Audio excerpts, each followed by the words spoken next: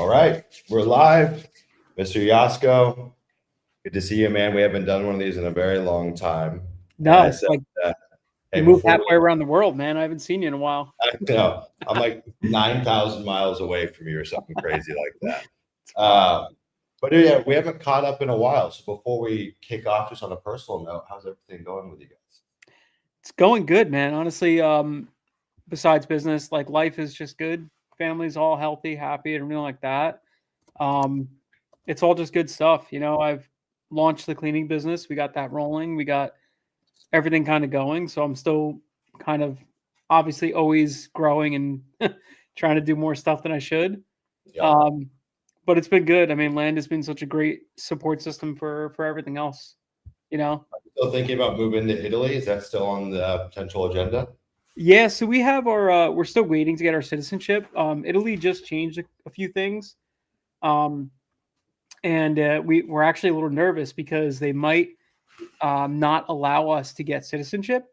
It depends on how, so basically they have this rule where basically anybody citizenship by descent, you could go back to great grandfather, great great grandfather, all that stuff. Well, they just changed the law that it might be grandfather down or grandmother down. So where we're getting it with my wife's side, it's great grandma. So that's where we're like, oh shit. So I might have to quickly shift to mine, but I can get it. It sucks that my brother-in-law doesn't get it. Yeah. Tricky, man. It's tricky. Yep. Yeah, my family's all German and first generation with my grandparents. And anyways, my aunt was getting a second passport, a German passport, Mm-hmm. and it took like 3 years. She had to file so many documents to prove that there was a connection. I mean, they had to go and dig stuff out that didn't even know that they had their hands on. They were able to find most of it. Mm-hmm. But they definitely make it tricky, man. They certainly do not make it easy if you want to get a European passport. No. Although I think Portugal and Spain are pretty easy. I don't know about it. They used to be. Yeah, they used to be. So Spain was all right, but Portugal was even easier. Their golden visa was it was only like a 200,000 euro investment, which is like well, bro, I thought correct me if I'm wrong, but I thought in Italy if you buy real estate that's in excess of $250,000 or $500,000, you get a visa. They're about 500,000. 500,000. Yeah, every country has a different one. Like the U.S. is like 900,000. Yeah. Ireland is like 1.1 million or something like that. So like they all have their own. Yeah. I know, right? It's kind of crazy. Like Ireland, you can't be commanding those prices, dude. I know, right? Kind of wild. Yeah. But yeah, so we're still working on that. I think it'll go through. We have the attorneys; they're pushing everything through as fast as they can. So that's kind of like just hopefully it's going to go through. But yeah, that's the goal, man. We want to live part-time U.S., part-time abroad, not just Italy, wherever we kind of feel like it, Yeah. And getting our Italian citizenship allows us to kind of like move about. So I'll probably still always come home because I want the kids to have a home base instead of like I want them to have a good friend group and all that stuff. Like I don't want them to be like army brat kind of kids that traveled around and never had friends. So, but I want them to have a home base, but still we want to definitely travel at least, 3 to 6 months out of the year. So, yeah. One thing quickly, people are saying they're getting an echo. Whose side is it on? Is it on my side or Dennis's side? I just got a new computer set up, so maybe it's on my side, but the connection seems to be fine. So put it in the chat if you guys are getting an echo. Also, if you guys haven't already, give this video a thumbs up. I'm actually growing a bit of a mullet. So give it a thumbs up for the mullet. That would go a long way. Yeah, it looks like most people aren't having an echo. So Zach, that might just be you on your side. Well, we've got a really fun call scheduled for you guys. So this is something that Dennis and I have wanted to do for a while. If you guys don't know, Dennis was the one that we took through the 90 Days Zero to Hero. Him and his partner, Rob, about 2 years ago, came to me with the idea. And they said, hey, it would be really interesting if we did a case study program where you coach us, which was a great play on their end. Hey, give me some coaching, but we can turn it into a product. And I said, that's actually a pretty damn good idea. So we started with a constraint of $10,000. And we gave ourselves a 90-day window. We documented that whole thing like over the shoulder.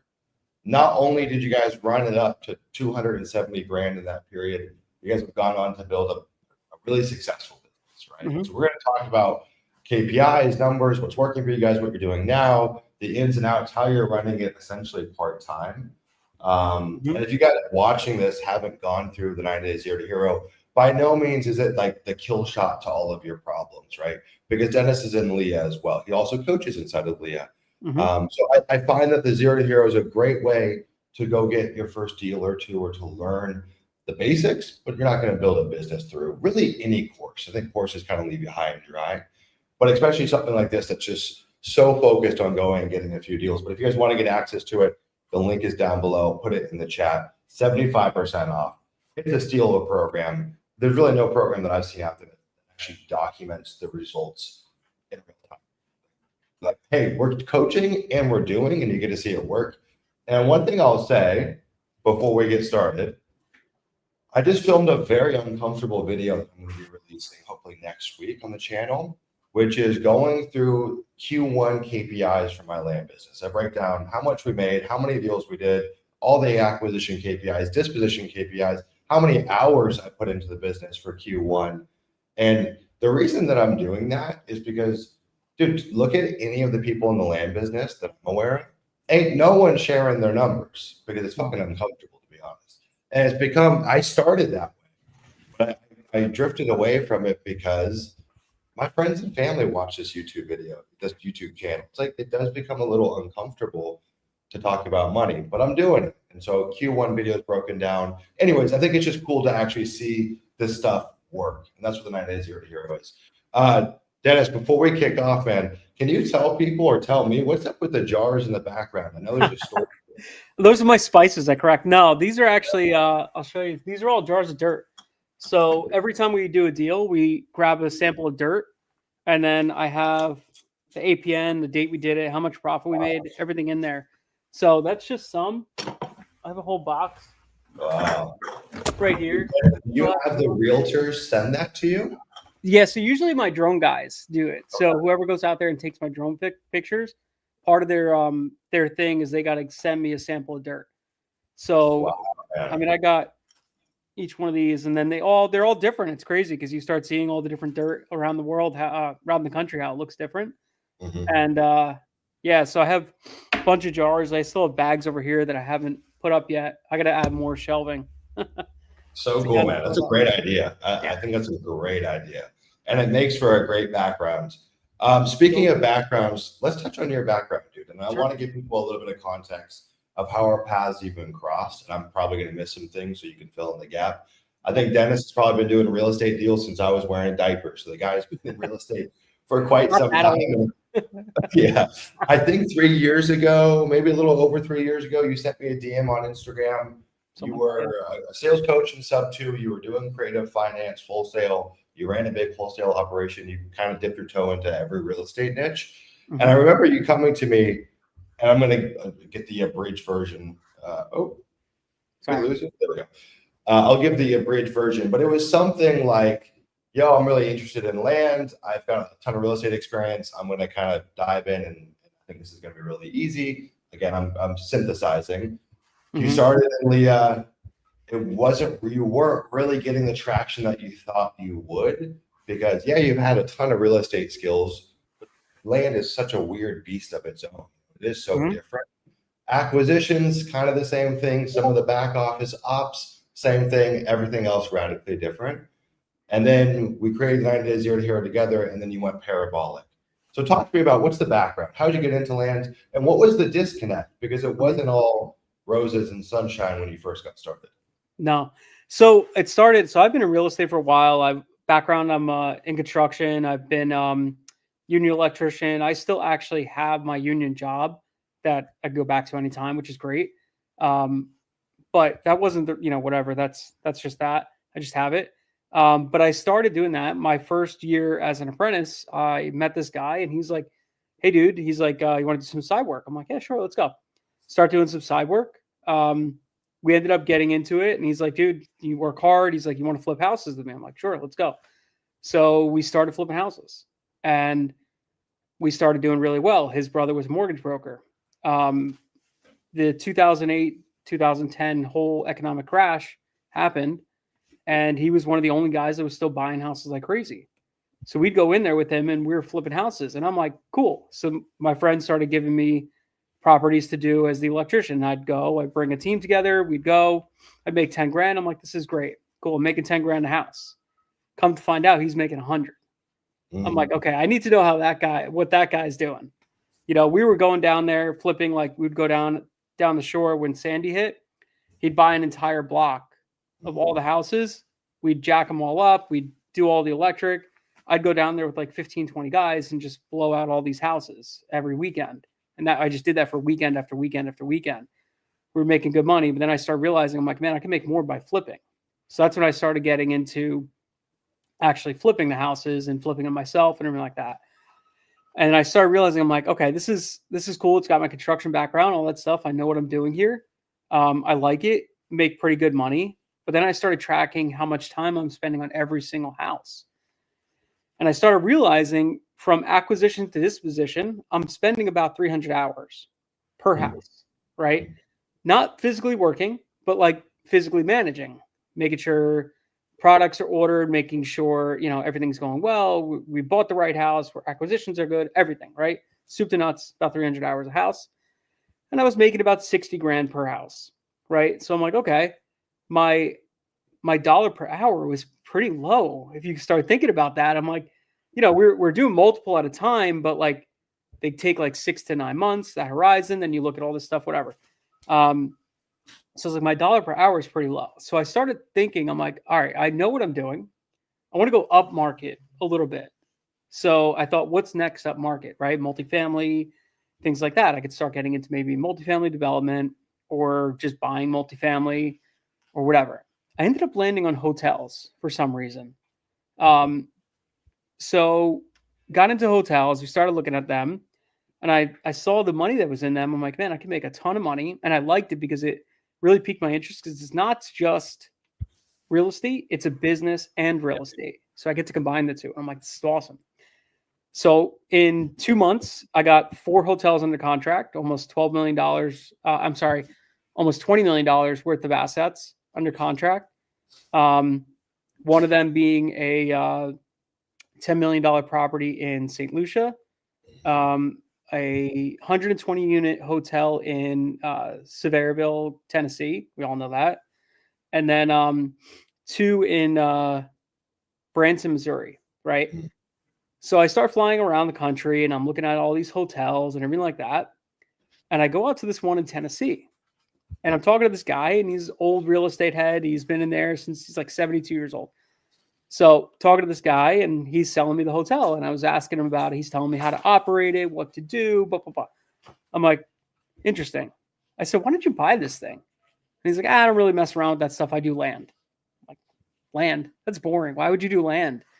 So he's like, let's go to my property tomorrow. Okay, cool. Let's go. So I didn't think much of it. I'm figuring I'm going to buy this hotel for like $5.5 million, put about $1 million into it, exit for like $7.5, $8.5 million, make $1 million in between, right? Pretty cool deal. Figure 2-year turnaround, everything like that. Well, he brings me up to his one of his properties, and he's showing me. He's like, "Yeah, I bought this for $400,000. It's the side of a mountain in Tennessee, right?"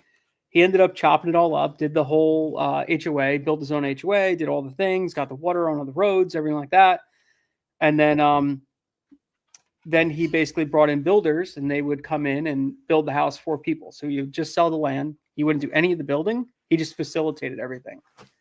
So he's just going around. He's showing me different properties, going through everything, this and that.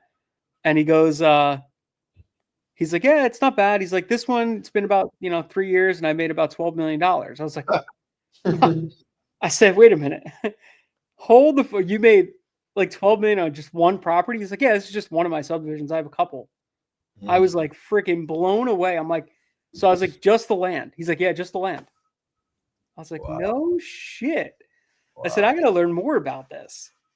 And I came back. That was January of 23. Yeah, January of 23. I came back and I was like, I'm going to start looking into land. started doing the YouTube university, all that stuff, figuring stuff out, talking to people that do it. And about February, I hopped in. I just started looking at stuff. I'm like, man, these people are sending 25% offers and they're buying properties, selling them for 100%. I'm like, this is crazy. So I went out and I just started sending mail, sending texts. I was like, I know what I'm doing. I'm smarter than everybody. I've been in real estate. I could just come in here and blow everybody out of the water.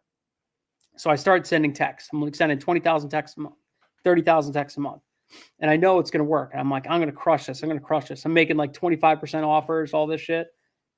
0 deals after like 3 months freaking pushing, just creating chaos, sending mail, all that stuff. Right. So I realized there's something wrong here. I don't know what the hell I'm doing. Right. So what did I do? I got rid of my ego and I said, who knows how to do this? So I ended up finding you. I found Callan and I found Seth. So I talked to Callan and I loved her. I thought everything was great about her. It's just her program I think was too focused on like skills that I wasn't really comfortable with. I like simplicity in my business. Like that's where direct mail is. Hers is more about like, you know, she was like early in the AI stuff, like implementing a lot of that stuff. So then I found your stuff and I'm like, man, this guy's just like very simple, old school, just throw it out there, make it happen. No frills. That's what I loved. Right. I'm like, that to me is it. So I started following your stuff and then I DM'd you and we started chatting and the rest is kind of history. Yeah. So Dennis, do you remember the date that we did the Zero to Hero? Do you remember that? Was that? Yeah, it was either June or July, like end of June, early July, something like that. 23, yeah. Okay. So I think I first reached out to you April or May, and I did that free call with your team, with the whole LIA group for a sales call. And that's kind of when I started getting in and starting building connections. Okay. So it was a few months of in between. Actually, let me ask you this. A few months in between from when you reached out to Zero to Hero. But how long were you doing the texting stuff and the trying to figure out land prior to that? How long was that period? February till May, until February. I DM'd you, basically. Okay. And I was February still sending a little bit of mail but right before Zero to Hero, I was still sending a little bit of mail, but doing it completely wrong. Okay. So yeah. Cool. So we filmed the Zero to Hero in, let's call it June.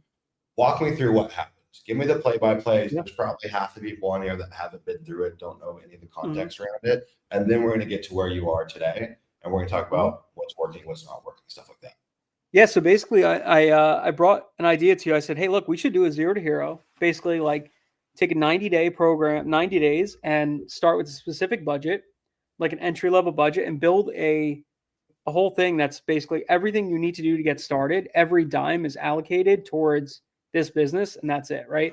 I said, how can we build something like that and be successful? I've done it before with wholesaling and stuff like that. And I've helped people do that. So we kind of just use that same architecture and moved it here. Right. The goal was, can we build a business that's profitable in 90 days that we spent less than $10,000 maximum. And that's including system tools, everything like that. So including in all that stuff, we included all our mail costs, all our systems costs. We use Pebble, all our Pat Live, data tree for all our data. Now we don't need that anymore. What else? RPM for our mail. So I said, can we do this and be profitable, right? Land Insights didn't exist then. This was, this is like back a napkin, like, yeah. Different times, man. Yeah. So we went in and we just said, let's crush it, man. And that's it. We did it. Do you have the numbers handy, or do you roughly remember the numbers? Because what I remember is we didn't exercise the full 10K, which is crazy. We were under the 10K. You and Rob, which we'll talk about where Rob is, like where's Waldo? I don't know what happened to Rob or where he's at, man. But you and Rob were divvying up the workload. He was doing market selection pricing. You were more so on the acquisition side, I think. And then $270,000 came on the back end. I want to walk through how many deals was that comprised of, and what were the final numbers when all the dust settled. So let's do you have those numbers handy? Yeah, I'm looking up right now. I don't know if I actually have them because that was my old drive. But I do remember we started off, we had $10,000 in an account. So we set up the account, had 10 grand in there, and we did not spend the whole thing. I think we spent around $8,000. Total mail sent, I think, was just shy of like 15,000 pieces. Okay. I think that. So actually in the chat too, AJ wants to know what percentage went to marketing versus tool stack. I think you guys were probably running like $500 a month for the tool stack. Not much. We had Land ID. That was the other one. We had Land ID, which was like $20 a month. We had Data Tree, which was obviously our data, which is 8 cents. I think we paid $3.22. Let me see if I have the KPIs for that. I should have pulled that up, but I don't think I have it in this drive. That's why I'm like struggling to find it. We had okay. Yeah, so we had data, we had Data Tree, we had Land ID, we had Pebble, which we were doing like the entry level plan. I think it was like $240 a month for the entry level plan for that. And yeah, all our market research is all Google Sheets. That's all we did. We put everything on there. We had our own tracking and everything like that. And then DocuSign. Those are like the only things we had. And Pat Live, we paid it was cheaper back then. I think it was like $150 a month. I think we paid something like that. So yeah, our total burn rate was about $500 a month for that stuff, to actually run the business. And then the rest went to marketing. So 500 months, that's $1,500 for 3 months. Yep. Might have been a little less because I don't think we signed up for everything the first month. We signed it all up for the second month, 2 and 3. And then the rest, we pushed about 15,000, give or take a little bit higher low out. So we spent less than $10,000 and we ended up bringing in about 240. Now, obviously that didn't all close within the 90 days. Like we bought them all within the 90 days, but we ended up selling them trickling throughout. Yep. But yeah, we brought in 240K in profit. And then we just took that and kept rolling it back. Wow. So, yeah. Wow. How do you remember how many contracts was that comprised of? 240. So we got 7 contracts. Okay. We ended up losing 1. Okay. And then another one, we actually lost money on the deal when we sold it.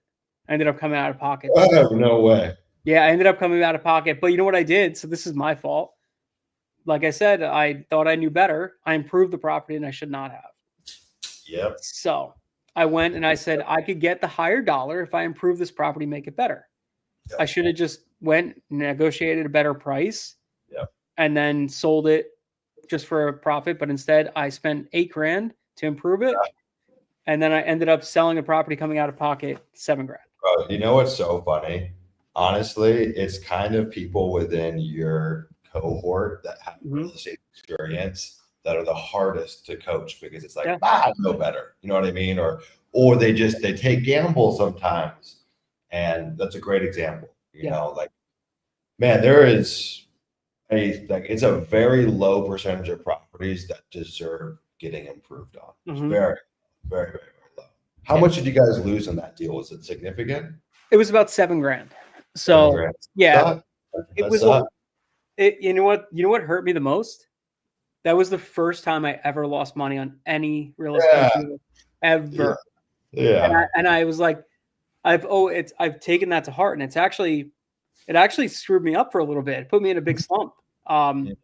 Because I just kept thinking, I'm like, what did I do wrong? And then I took me like a little time to kind of like collect myself and realize, like, what I did wrong was I stopped listening to people who know better than me and started thinking like I know better. Yeah. And then Rob came up with the slogan, surrender to the system, right? Yeah. During the 90-day. And it just made me realize, I'm like, I just got to surrender to the system and I'll be more successful. So that's kind of what I did. I just took a step back and said, take myself out of it, focus on the numbers, track our KPIs, do everything like we always did, and just do what works. And that's what we did. What were the improvements you guys made to it, out of curiosity? Improvements to what? The property. So what we did is property was nice property. It was about 11 acres. right in Warren County, North Carolina. And it was right off the highway. We thought this was like a dream property for a white collar worker coming out of Raleigh. They could sit like a, superintendent of a school, build a freaking nice house there and all that stuff. So what we did is we built this driveway. So we cleared out about 200 foot depth of whatever, 200 to 300 feet. Maybe actually, no, I think it was actually deeper than that. Maybe it was like 600 feet long. Cleared it, poured a driveway, made everything nice, made like where a home site would be. A concrete driveway? No, like gravel. Yeah.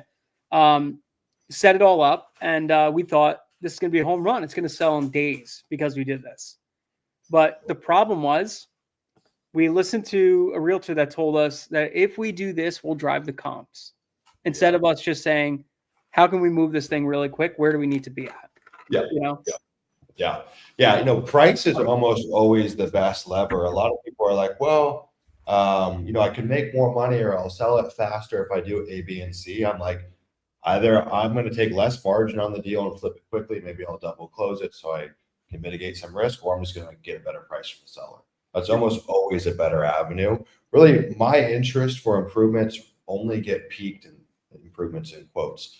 Perk test or like soil test. Simple brush hogging, but I'm not spending more than like $2 to $3 grand max just for the front of the property. Nice curb appeal, or if I'm doing it at scale through a subdivide. I've just never had big bang for my buck from any other improvements. And the irony is there's people out there that'll focus on these improvements, yet their drone photos are still crap. That's like the best value add you can have off the rip is great marketing package. And a lot of people slack there. So have you guys made that mistake since? Have you lost any money on any deals, or is that the last one? I'd like to say no, but I actually did lose. I lost on 2 other deals. One was actually a deal we bought on an assignment. Somebody assigned us a deal, and we looked at it. We said, this is a no-brainer deal. We're gonna make we're gonna make probably like 15 grand on it. My whole thing was I was just looking to exercise capital, right? I had lenders who wanted to put money in deals, and I needed a deal because I wanted to exercise their capital. And I started thinking about them, not me. And so we ended up buying a deal, and it was a deal we thought would have sold in like 2 weeks. And it ended up taking about like 5-6 months. And what happened with that one, the only reason why we lost money is we actually had it where we would have made about 10 grand. They did an appraisal. The appraisal came back and they were like, hey, it came back low. It came back to like 76 instead of like 86. And they're like, that's all we're giving you. And that basically cut out all my profit.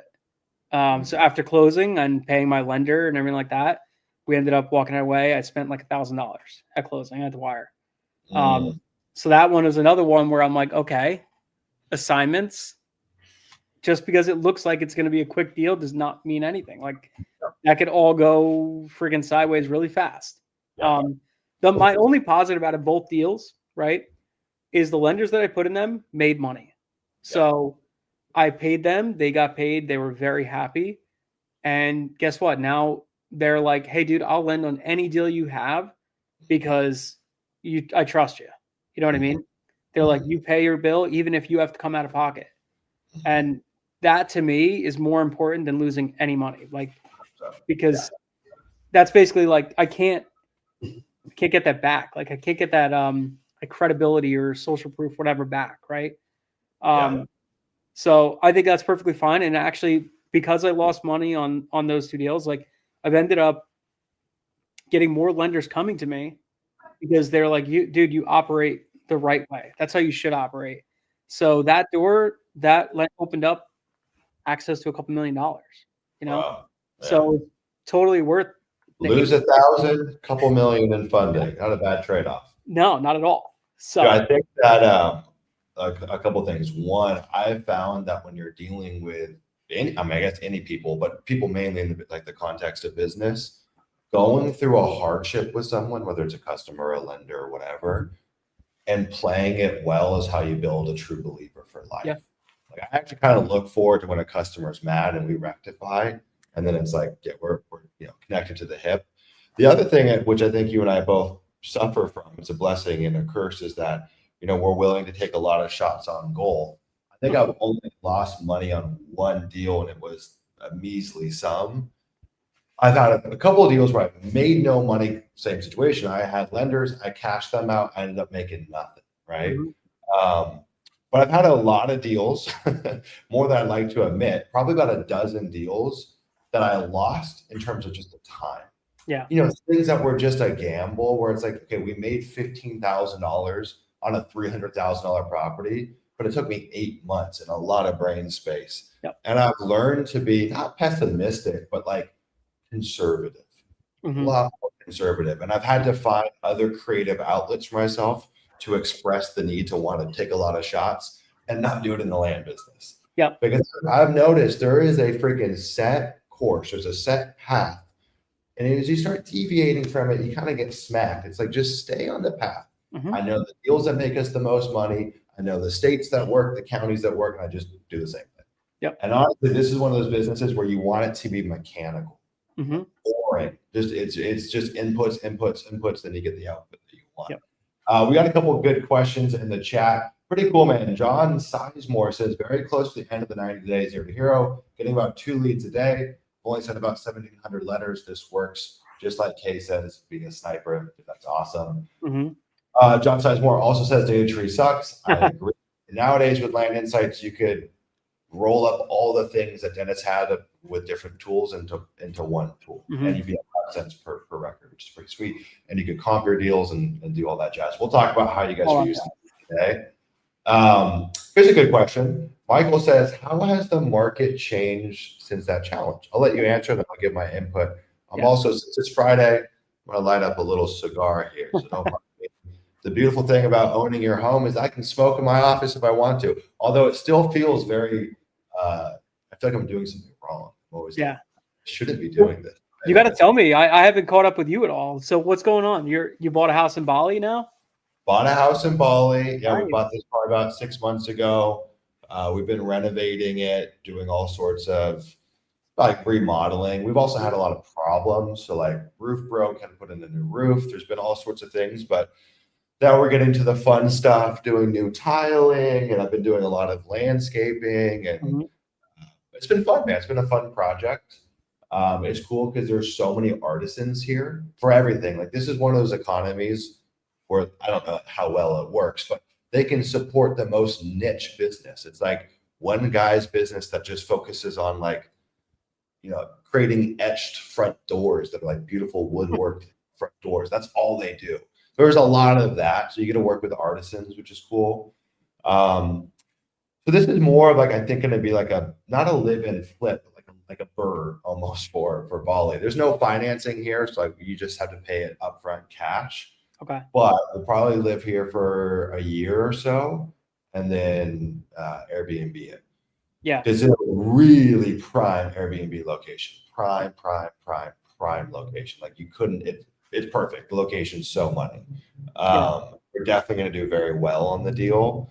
We paid about $300 for the house, and I don't know what we'll end up putting into it, but this will rent 90% occupancy, maybe even higher.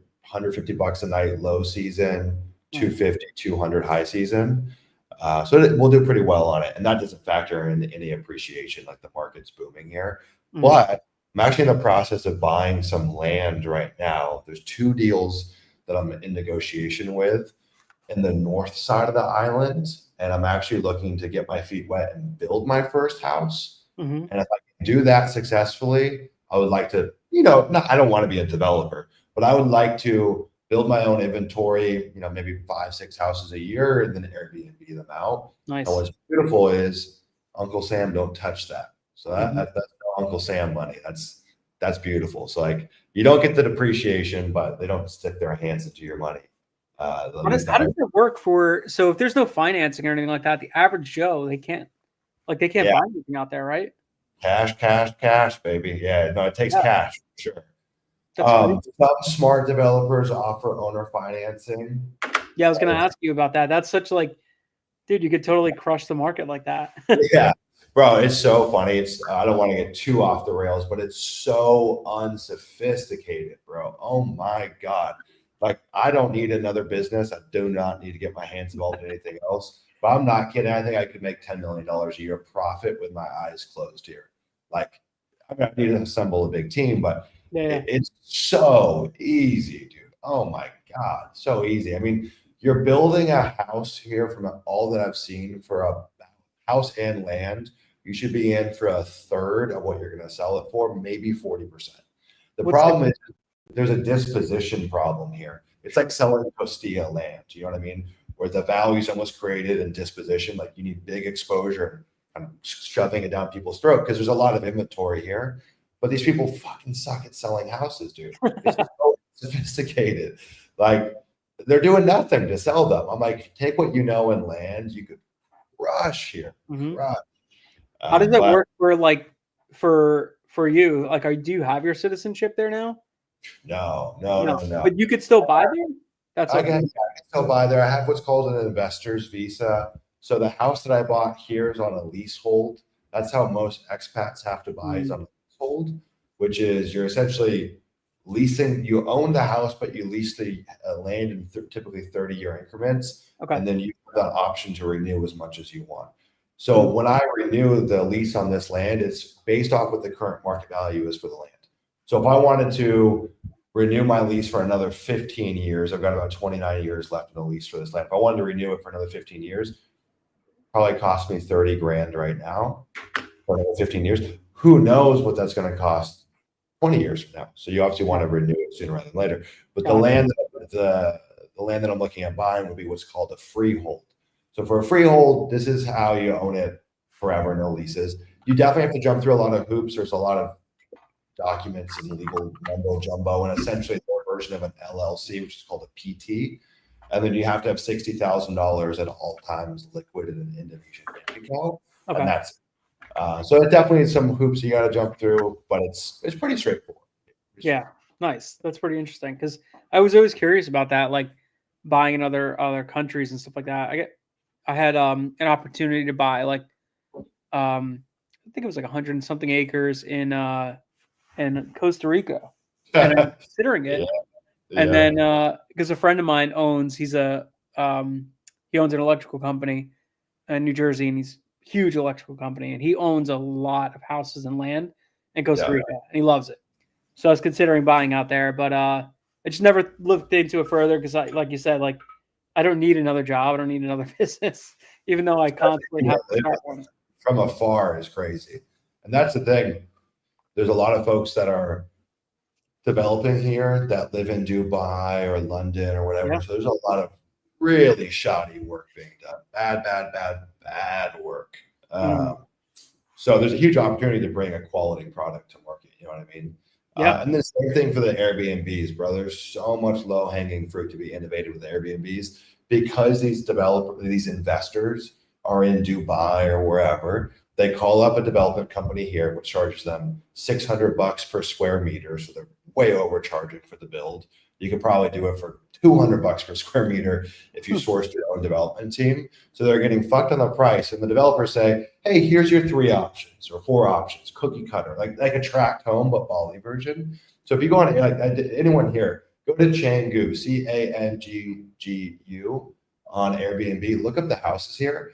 Every house is identical, bro, because these abroad investors are all using these cookie cutter molds, and they're beautiful. They're way nicer than a tract home in America, but there's no creativity being put to this stuff. No. There's one guy though you should check out. His name's Felix Dennis.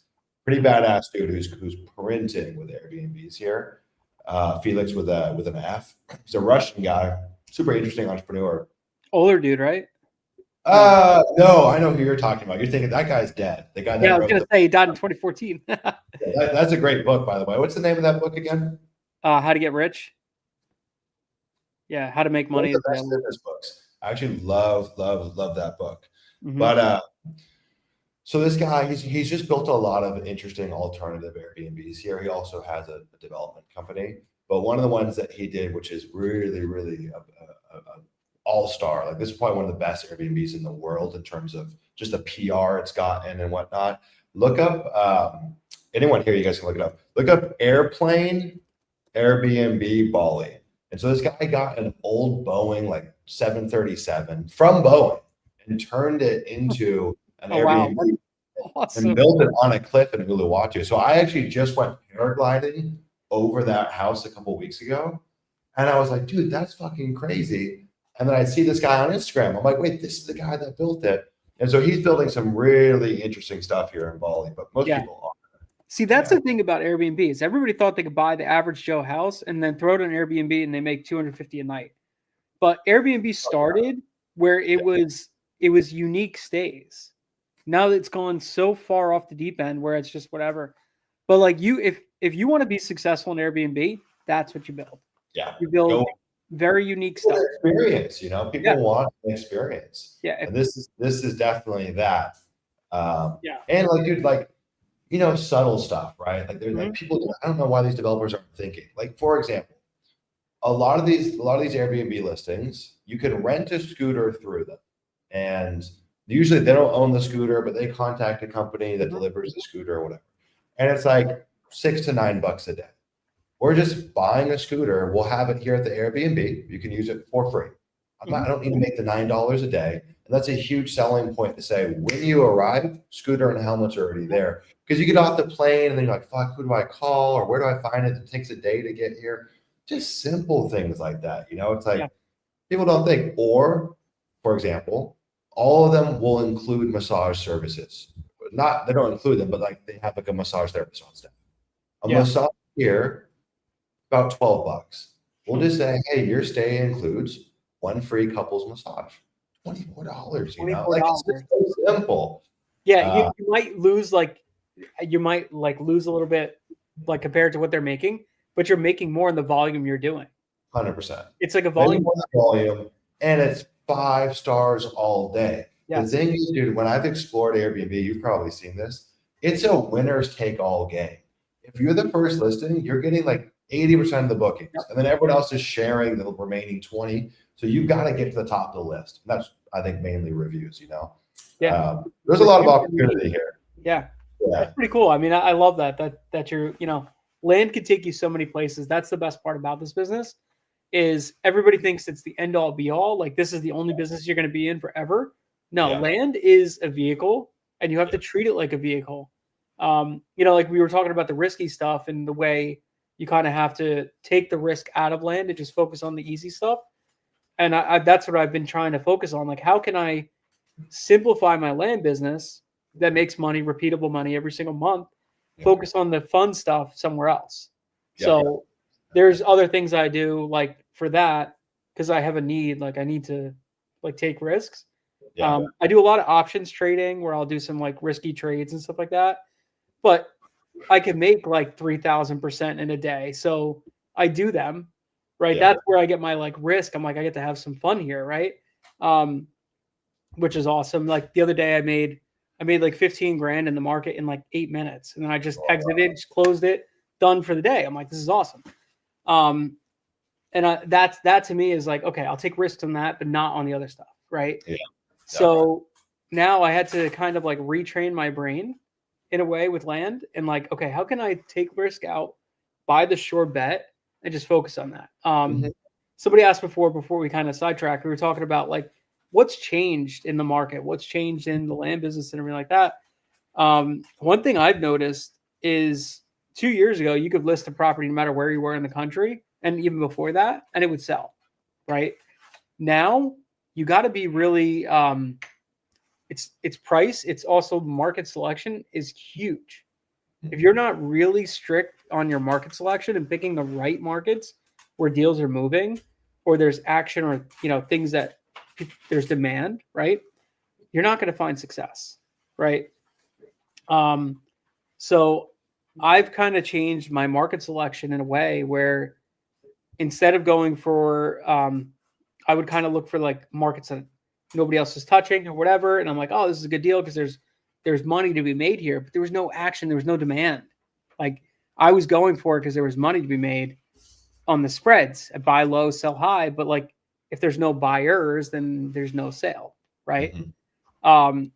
So I changed a lot of that stuff. I look for, and I talked about this a lot on a lot of the calls. I look for pending, like how fast stuff goes pending, because that tracks true demand. And that's not like a metric that even Land Insights has, right? So I use Land Insights to find those. It does show pending. No, I look not for pending STR. I look for like instead of days on market, time it goes to from listed to pending, because it's not a metric that could be pulled, right? So what I do is I go into a market, I go to Land Insights, I find the good markets, and then I find the markets underneath the good markets, like just below that. And then I go, okay, how fast in this market does stuff go pending?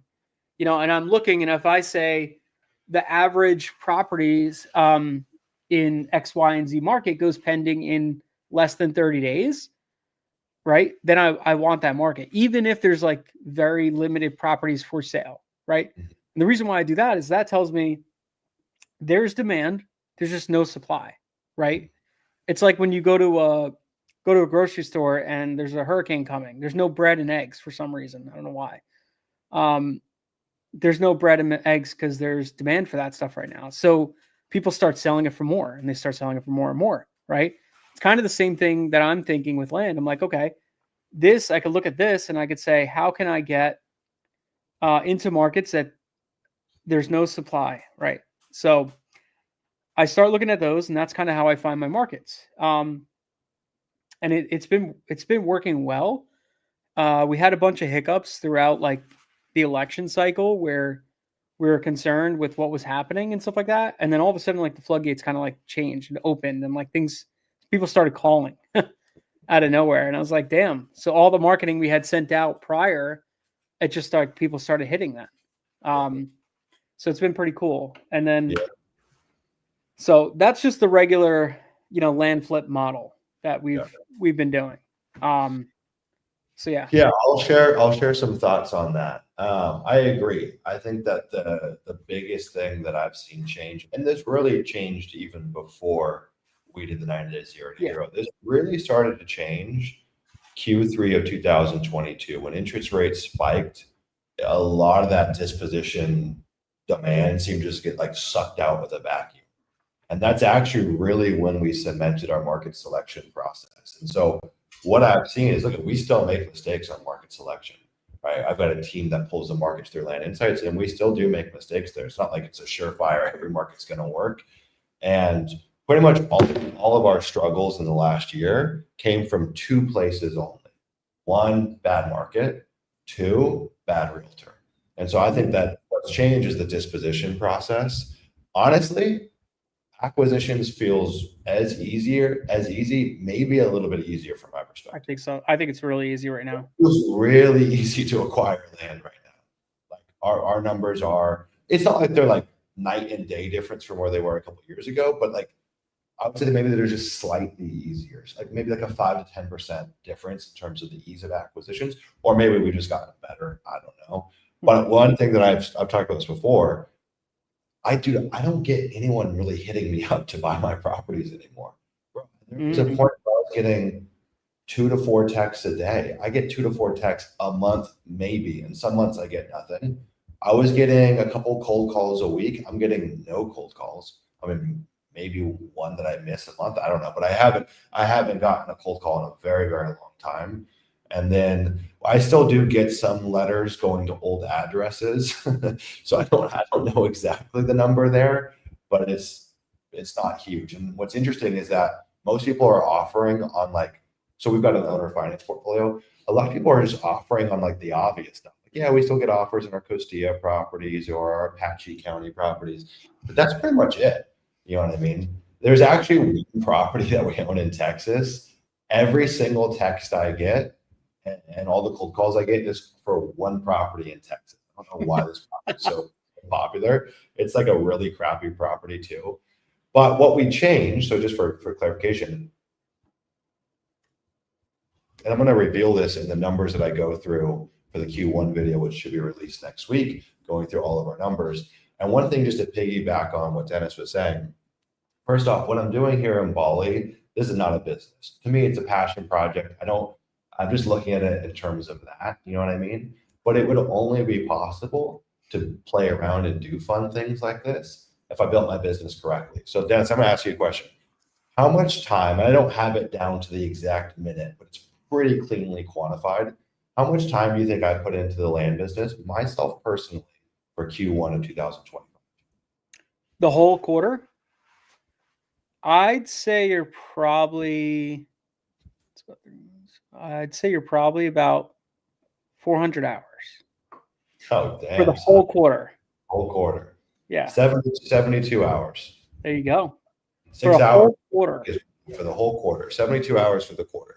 Now, of course, that allows me to do other cool things like work on land insights and Mhm. LIA and all that jazz. Yeah. What the heck happened to the screen here? I don't know what happened.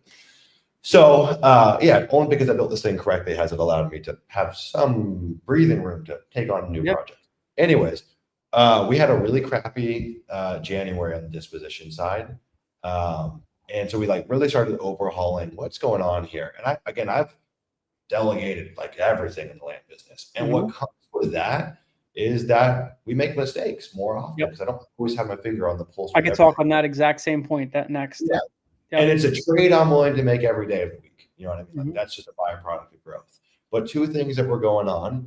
One, we were taking some gambles on some weird markets. I'm like, guys, like just use the inputs that I told you on Land Insights. Don't color outside the lines. And my team was taking gambles on realtors, or they were taking the path of least resistance for realtors. So who's the first person that raises their hand to take this double close? Yep, let's go work with them. Mm-mm. Same thing for a cash close.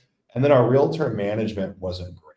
So we tightened up our market selection. It's really easy. Just like to follow what these inputs for Land Insights, tightened up our realtor requirements. What are you guys probably like? What are you guys looking at? Okay, do they work with the land brokerage? Do they have a drone? Are they willing to say yes to our management process? Which our management process, which is inside of LIA, every 2 weeks this form gets sent out to them that they have to fill out. We ask them that in the front ends. And the beautiful thing is a lot of people say, I ain't doing that. It's like, great, you're not the realtor for me. Mhm. They look at all their active inventory, how are they listed, yada, yada, yada. So we've gotten a lot better there. And then the realtor management.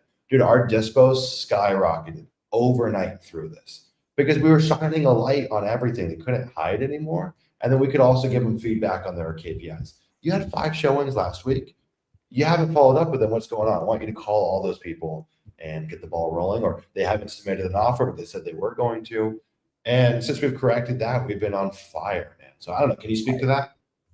Yeah, so I could say, like, honestly, I delegated fast because I wanted to be out of it, because I like to keep building, and I like to I have a need. It's like most entrepreneurs, we have an addiction, right? And we have to always build something. We have to constantly be building and innovating, right?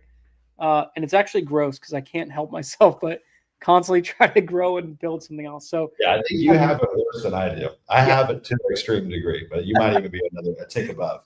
Yeah, so I if you guys don't know, I just launched a residential cleaning business that I plan to kind of like implement a lot of vertical integrated businesses, because I used to have electrical business, got rid of that.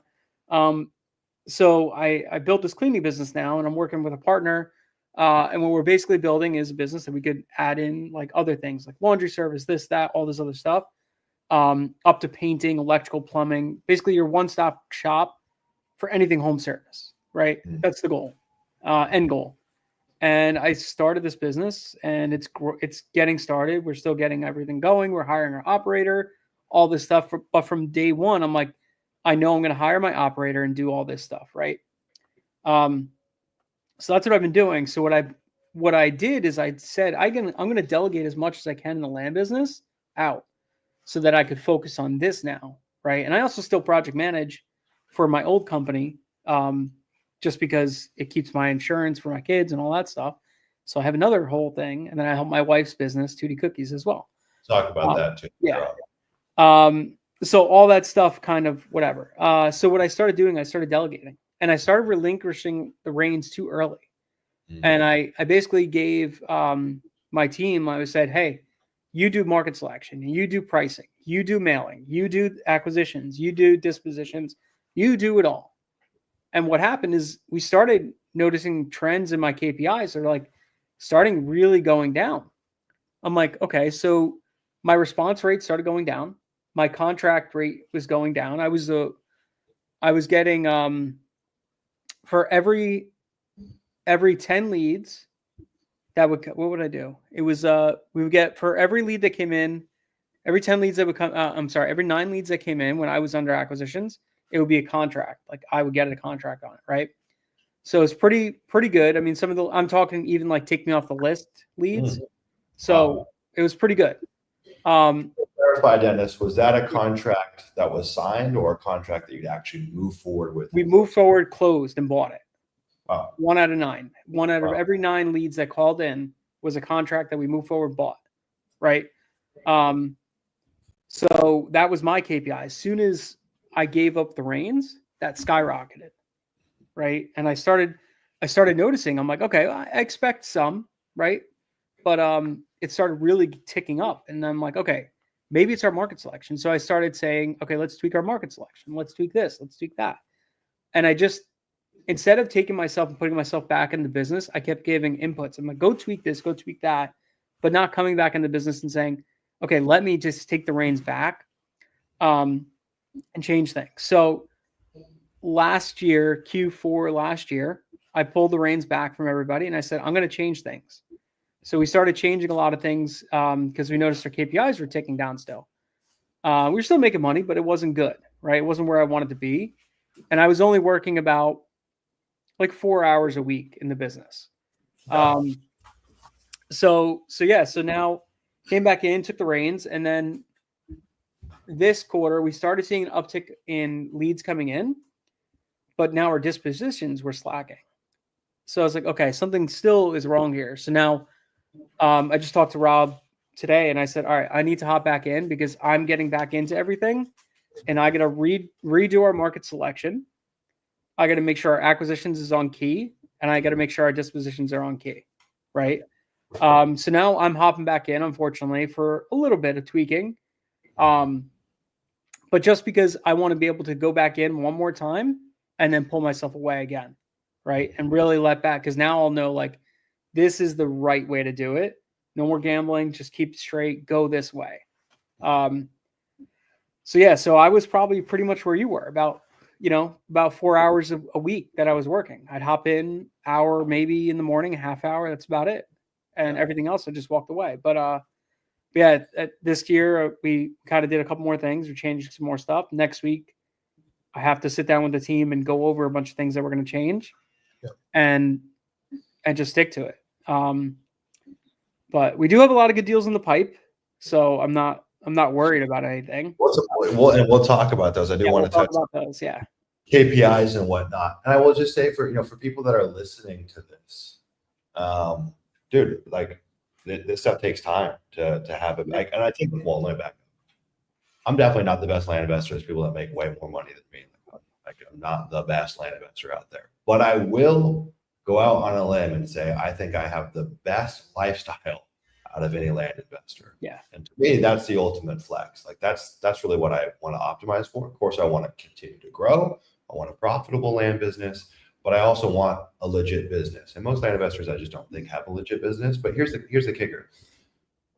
Out of everyone on our team, which I want to say off the top of my head, we've got 7 or 8 people currently in the land business. All of them except 2 people have a tenure of at least 2 years with me. Wow. Most 3+. And so that's allowed me to build really deep ties with people, really, really good training, and a lot of freaking trust. You know what I mean? And so that's the only reason that I'm able to have a business that doesn't require all my time. I gave it all my time for a very, very, very long time to even get to the point to where it could run without me. I mean, I really do think that if I were to step away for an entire quarter, we would probably drop by 25%, but I think we would stay pretty much the same. Yeah. I don't think we're at the point where it would grow without me, but I think we'll get there someday. Yeah. So yeah, dude, it takes a long time to build a team that's self-sustaining and that you actually trust. That's a long time. Yeah, it's the bad hires too. That was another whole thing. And those bad hires, they drain your business, man, so fast, so freaking. Yeah, ultimately, I think that's where most people go wrong, is on the selection side of things. And most people are like very quick to hire. It's like a very like, all right, we need someone in the next 2 weeks. I like to start opening up the hiring funnel well in advance before I need someone, because what I found, most people looking for a job are not people that should be hired. There's a reason. Yeah, there's a reason they're looking. Yeah, but it always just comes down to, did I hire the right person? Did I onboard them correctly? Did I train them correctly? And do they have the right incentives? And it's like, if you check those boxes, pretty damn good. Mike, Jerry says, Jess agrees with you. She tells me you have an epic lifestyle, so it must be true. Yeah, I would say so, man. My life is pretty freaking awesome, to be honest. Very, very grateful. There's one thing too I saw in the chat from Kay that I want to touch on. She said, will there be a 2025 version of the 90-day challenge coming soon? So a couple things on that. We did do I think last year we did a fun 90-day challenge where we got like 20, 25 land investors together, and we did a remake of the 90 Day Zero to Hero. We all competed with $10,000 on who could make the most. We very well might do something like that again. One of the things that we're working on right now is a reality TV show version of the 90 Day Zero to Hero. So we're taking a guy named Coach, who you know, Ryan Callen, and a guy named Dennis, different Dennis, a guy named Dennis Driftmeyer, who actually we met in Bali, but he lives in Scottsdale. And we're doing like a reality TV show, follow them around for 90 days, documenting their journey.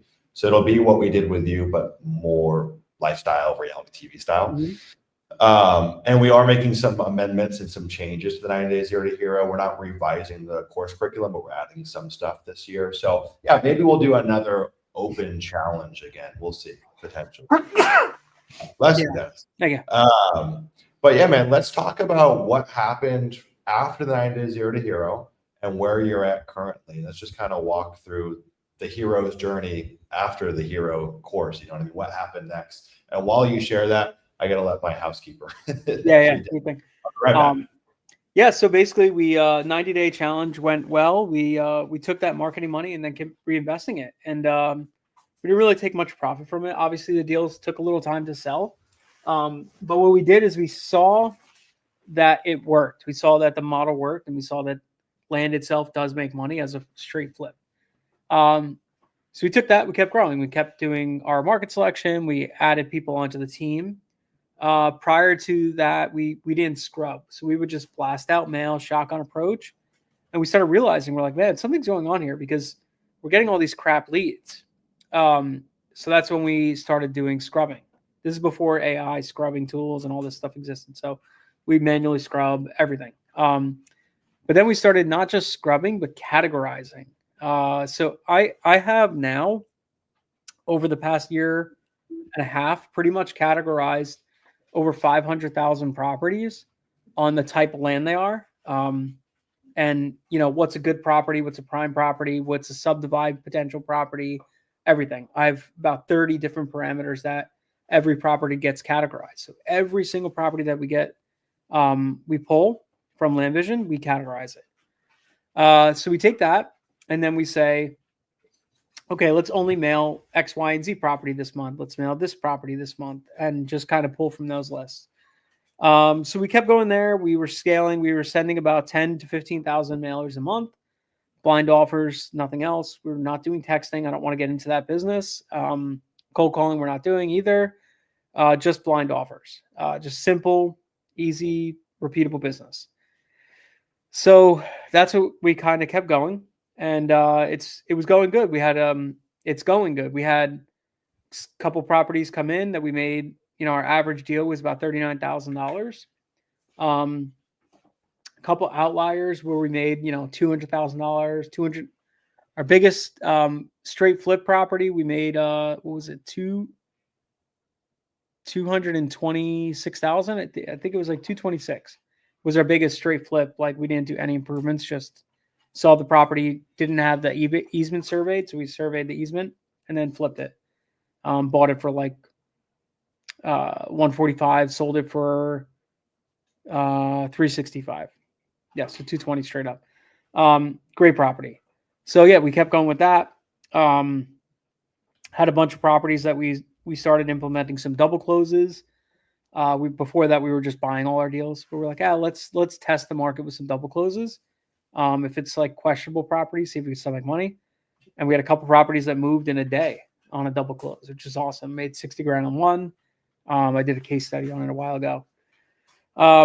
So the straight flip stuff is good. And, you know, like I said, we just reiterated that stuff this quarter, and we should start seeing the results from that Q2 this year.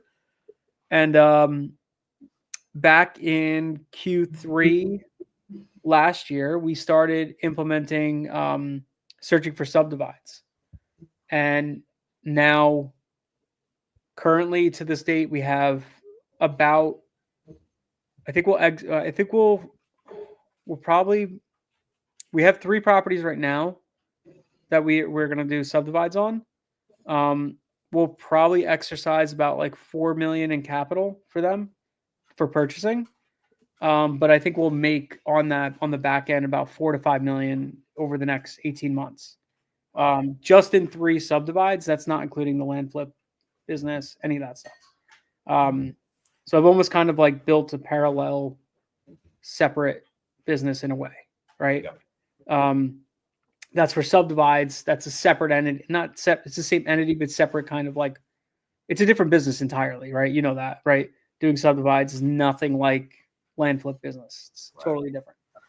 So that's pretty much where we're at now. We're kind of growing that. And how many contracts are you guys getting a month roughly on the acquisition side? So we're light. We're anywhere between 2 to 3 like good contracts a month that we actually want to move forward on. We'll get a couple more, but we'll throw them on the market pretty quick as like a tester for double closes. Yeah. And if it's like totally like we don't get any hits in the next like first 21 days, we then go back, try to retrade and buy it for like half, or we just cancel the contract and move on. Offer them to have our realtor listed or something like that, and that's it. Okay. Just so they could still move it. But yeah, actually that we move forward 2 to 3, and our average deal is still about 39,000 per deal. Okay. So how much marketing are you guys doing? We actually keep it light. We're very strict on what we market to. Okay. So we're only sending anywhere between 7 to 10,000 pieces a month. Okay. And even in the beginning of this year, because we reconfigured a lot of stuff, I didn't send any mail in January at all. February, we only sent out about, I think it was like 3,000 in total. And then in March and April, we sent out about close to about like 9,000 pieces. Okay. Right. But it's hyper targeted, very different pricing structure. Very like we're basically like giving every single market and property like its own individual touch, which is extremely expensive and time consuming, but it pays dividends on the back end, or at least we're going to see. Okay. So on average, call it 3,500 to $5,000 a month in marketing spend, plus or minus, to bring in about 6 figures a month in contracted value in the deals that you guys are doing. How many people on the team do you have? Right now, just besides myself and Rob, we have 3. So I have two data VAs. One who runs like my main pricing architecture, pulling the markets, selection, all that stuff. And the other one who does my scrubbing, my sold comp analysis, my property analysis, and everything like that. So like I said, because we categorize every property. So she goes in and she categorizes every single property, which gives us an idea of what properties we should then focus on for subdivides and this and that. So, so those 2. And then we have an acquisitions guy, and he's only working, realistically, he's about 20 hours a week. He's not even like full time, because we're so market, sniper approach in a way on our properties that he doesn't really even need to be having a ton of phone calls and all that stuff. You know what I mean? Okay, cool. Yeah. Which I think, for everyone here that's new, that's watching this, I would go out on a limb and say being a sniper is the only way to be profitable in this business right now. And we're very fortunate inside of LIA, because that's always been our strategy. But the market changed, and I literally think for flipping, the approach that we teach is pretty much the only approach that works right now. That's why you've seen so many people leave the land business or start doing other things kind of related to land, because what was being taught before just doesn't really work. If you're not sniping, it's just too hard. You know what I mean? But the good news is, like, to become a sniper is not that difficult. It's just, you got to be careful where you're getting your information, because the stuff that's being taught is antiquated and doesn't really work anymore. Go ahead. I was going to say, I feel like the days of just like taking a single market and making it homogenous and pricing across the board Like you Yeah. can't really like do that. And also not scrubbing all that stuff. Like you really got to think about this. Yeah. Which is a good thing, dude. It's like, honestly, it's kind of a ridiculous notion to think that this is a business to where you can just send out some marketing. People are going to sell you the property 50% off and you're going to make $1 million. Like, what a ridiculous business. And so it's like nowadays, sniper with the marketing, there's a lot of work that has to be done there. And then same thing with the deals that we get. People don't understand this, but they're messy. Property's got some funk on it. Seller's got some funk on them. And that's to be expected. How can you run a business where you're not adding any value or identifying non-obvious arbitrage? That kind of worked back in the day, just doesn't anymore. AJ wants to know how you guys scrubbing your data. Is it with VAs or software? What's that look like?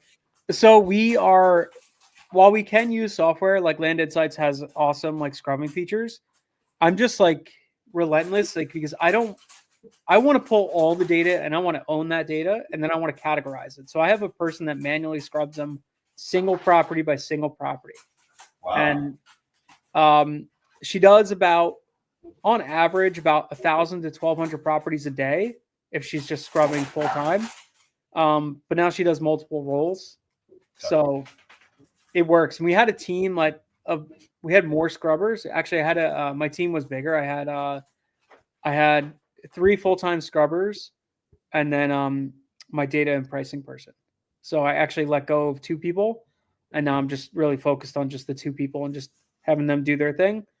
And it's worked out the best, honestly.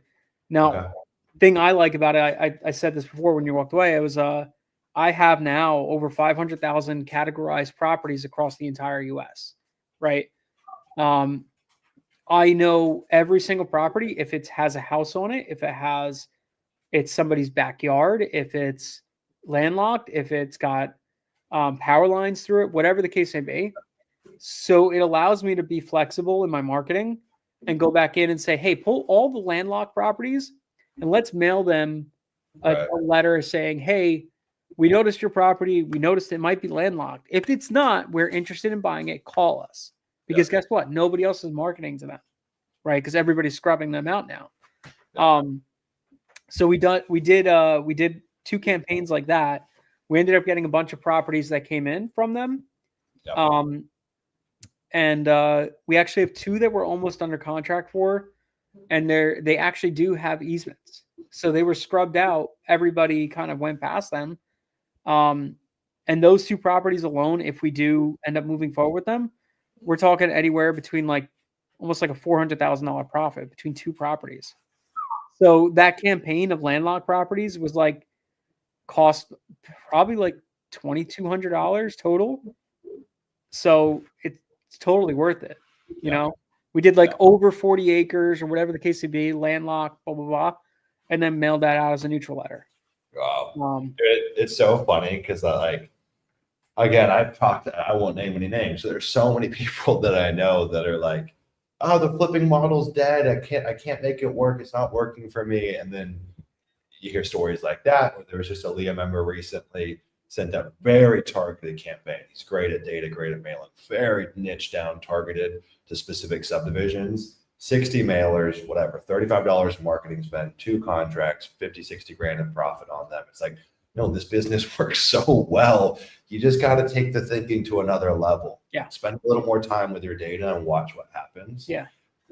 Because you guys are scrubbing your data so much, to get to 10,000 mailers a month, how much data are you starting with at the top of the funnel and how far do you whittle it down on average? Okay. So we've changed it a lot. But on average before we just changed our recent change, we would get 10,000 records and probably walk away with 2,000 in our pocket that we actually mailed because we would be so strict on what we wanted to actually mail to. And out of that, only about 5% of all data is marked as a prime property. Prime meaning it's double-sided road frontage above 5 acres, things like that. So that's what I did. I don't think everybody needs to get a scrubbing VA like I have. Land Insights does the job, right? So it's you could cut that out.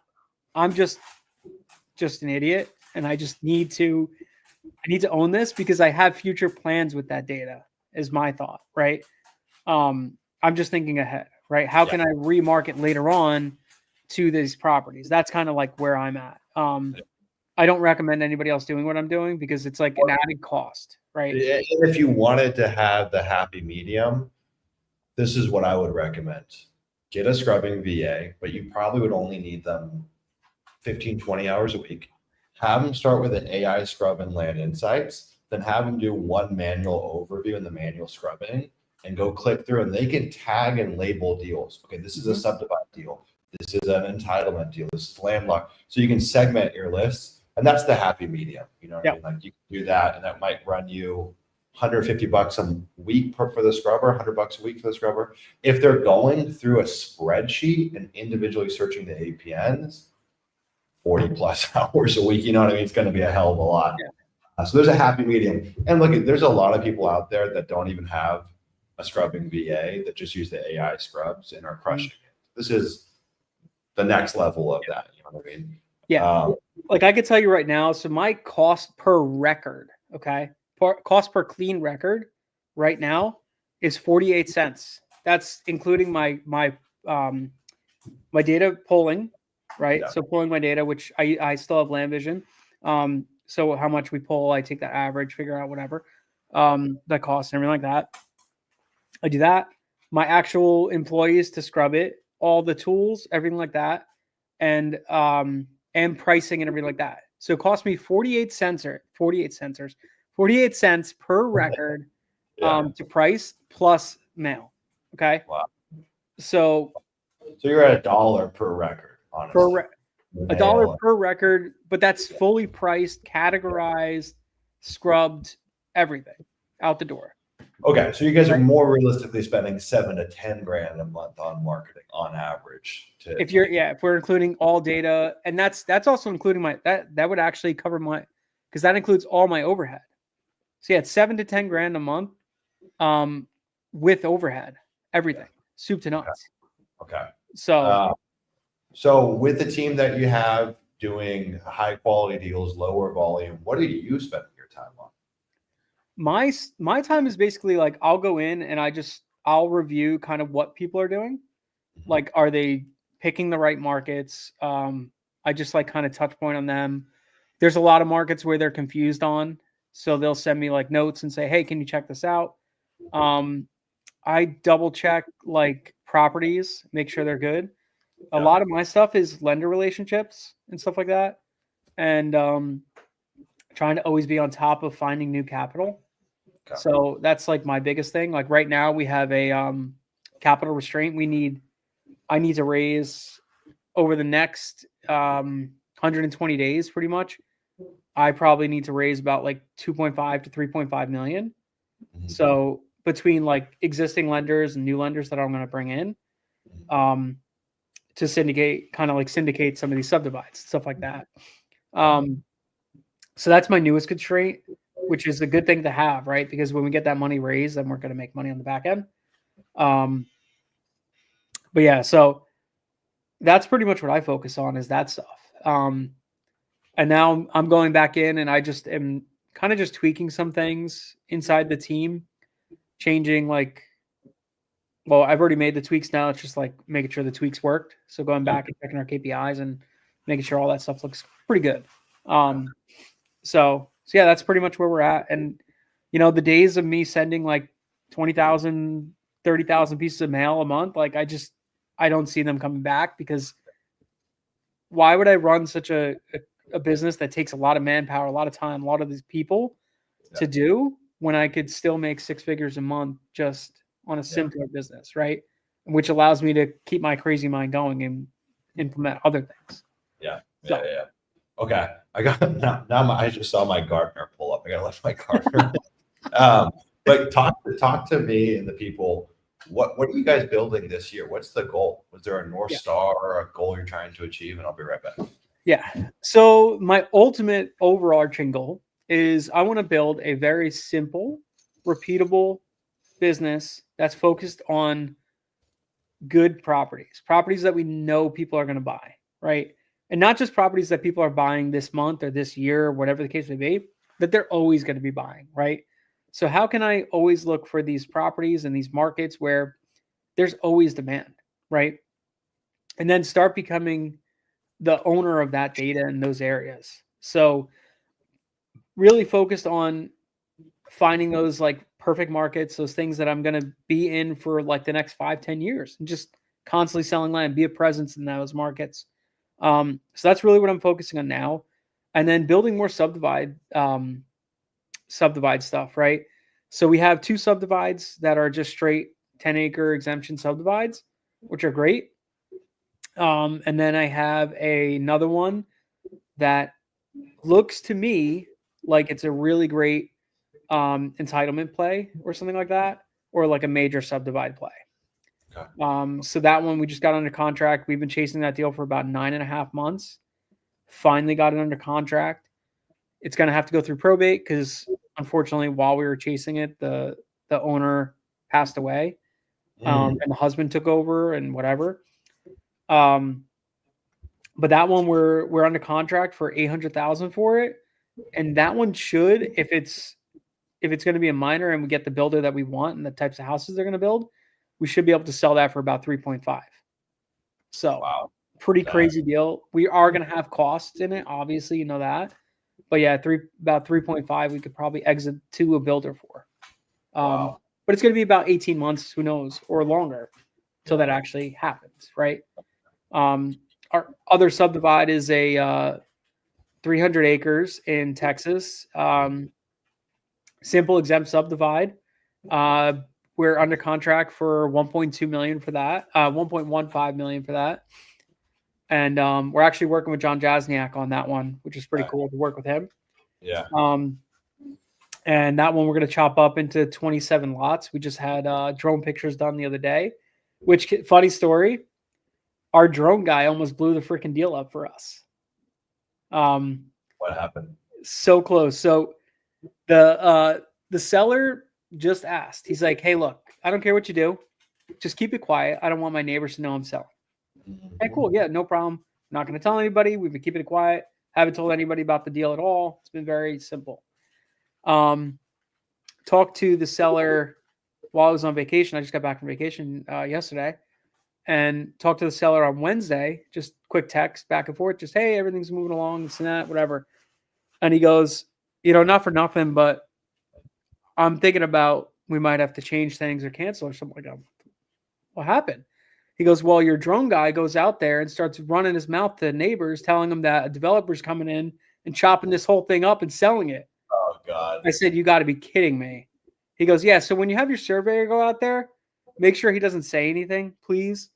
He's like, because I'm really thinking about canceling this and that. I'm like, motherfucker. So I was like, shit. So I called the drone guy. I said, dude, what the is wrong with you? I said, why would you do that? And he's like, I didn't even think, man. The guy came up and asked me what the hell I'm doing here, this and that. And he's like, I just got defensive and whatever. I said, bro, you almost blew the deal up for us. Like, over friggin' $300 pictures. Like, what the hell, man? That's worst case, man. That's worst case. But it sounds like you were able to recover. Yeah, it was an easy recovery because the guy has a lot of trust in us. That call. So this is also the reason why I love mail.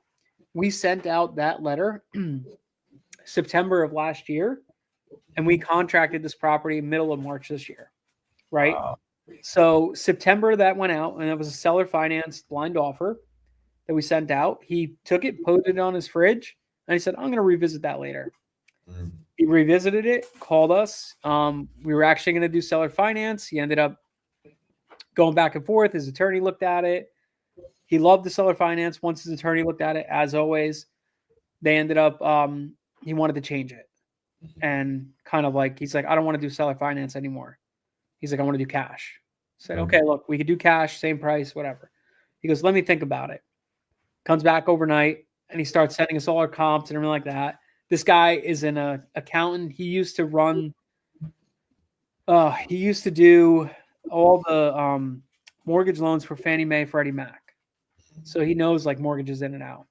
So he was like really strict. And he's like, that's actually why I called you, because I liked your offer, because it was well put together and well written out. with the seller finance stuff. So I knew you guys actually knew what the hell you were doing. Mhm. So that's why I called us. But yeah, so we ended up coming back in. It was originally 3,400 acre. We ended up buying a 3,800 an acre cash. So Nice. still a good Yeah. deal. Yeah. Now it's just water issues, things like that we're trying to get. But yeah, it was easy to fix it. We were able to go back, talk to him. It was a pretty quick, easy thing to like change his mind not to cancel. But either way, he wouldn't have been able to cancel anyways. But Yeah. realistically, Still scary. still scary. Dude, I had a question on the marketing side. Sure. You guys have been marketing for a while now. How much of your marketing is going out to new markets or market? Actually, hold on. Let me pause that. Yeah. Look, we've had over 100 people join this call today, and we're only at 17 likes. So if you're on this call, I want to see all 27 of you. Give this video a like, for the love of goodness. But how much of your marketing is going to new markets versus markets that have already proven themselves? And the second kind of follow up on that is inside of LIA, we talk about 4 ways to fracture markets for pricing.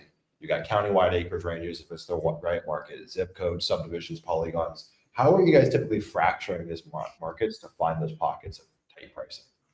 Okay, so we are new mail every month. We probably send about like 70% new mail every month.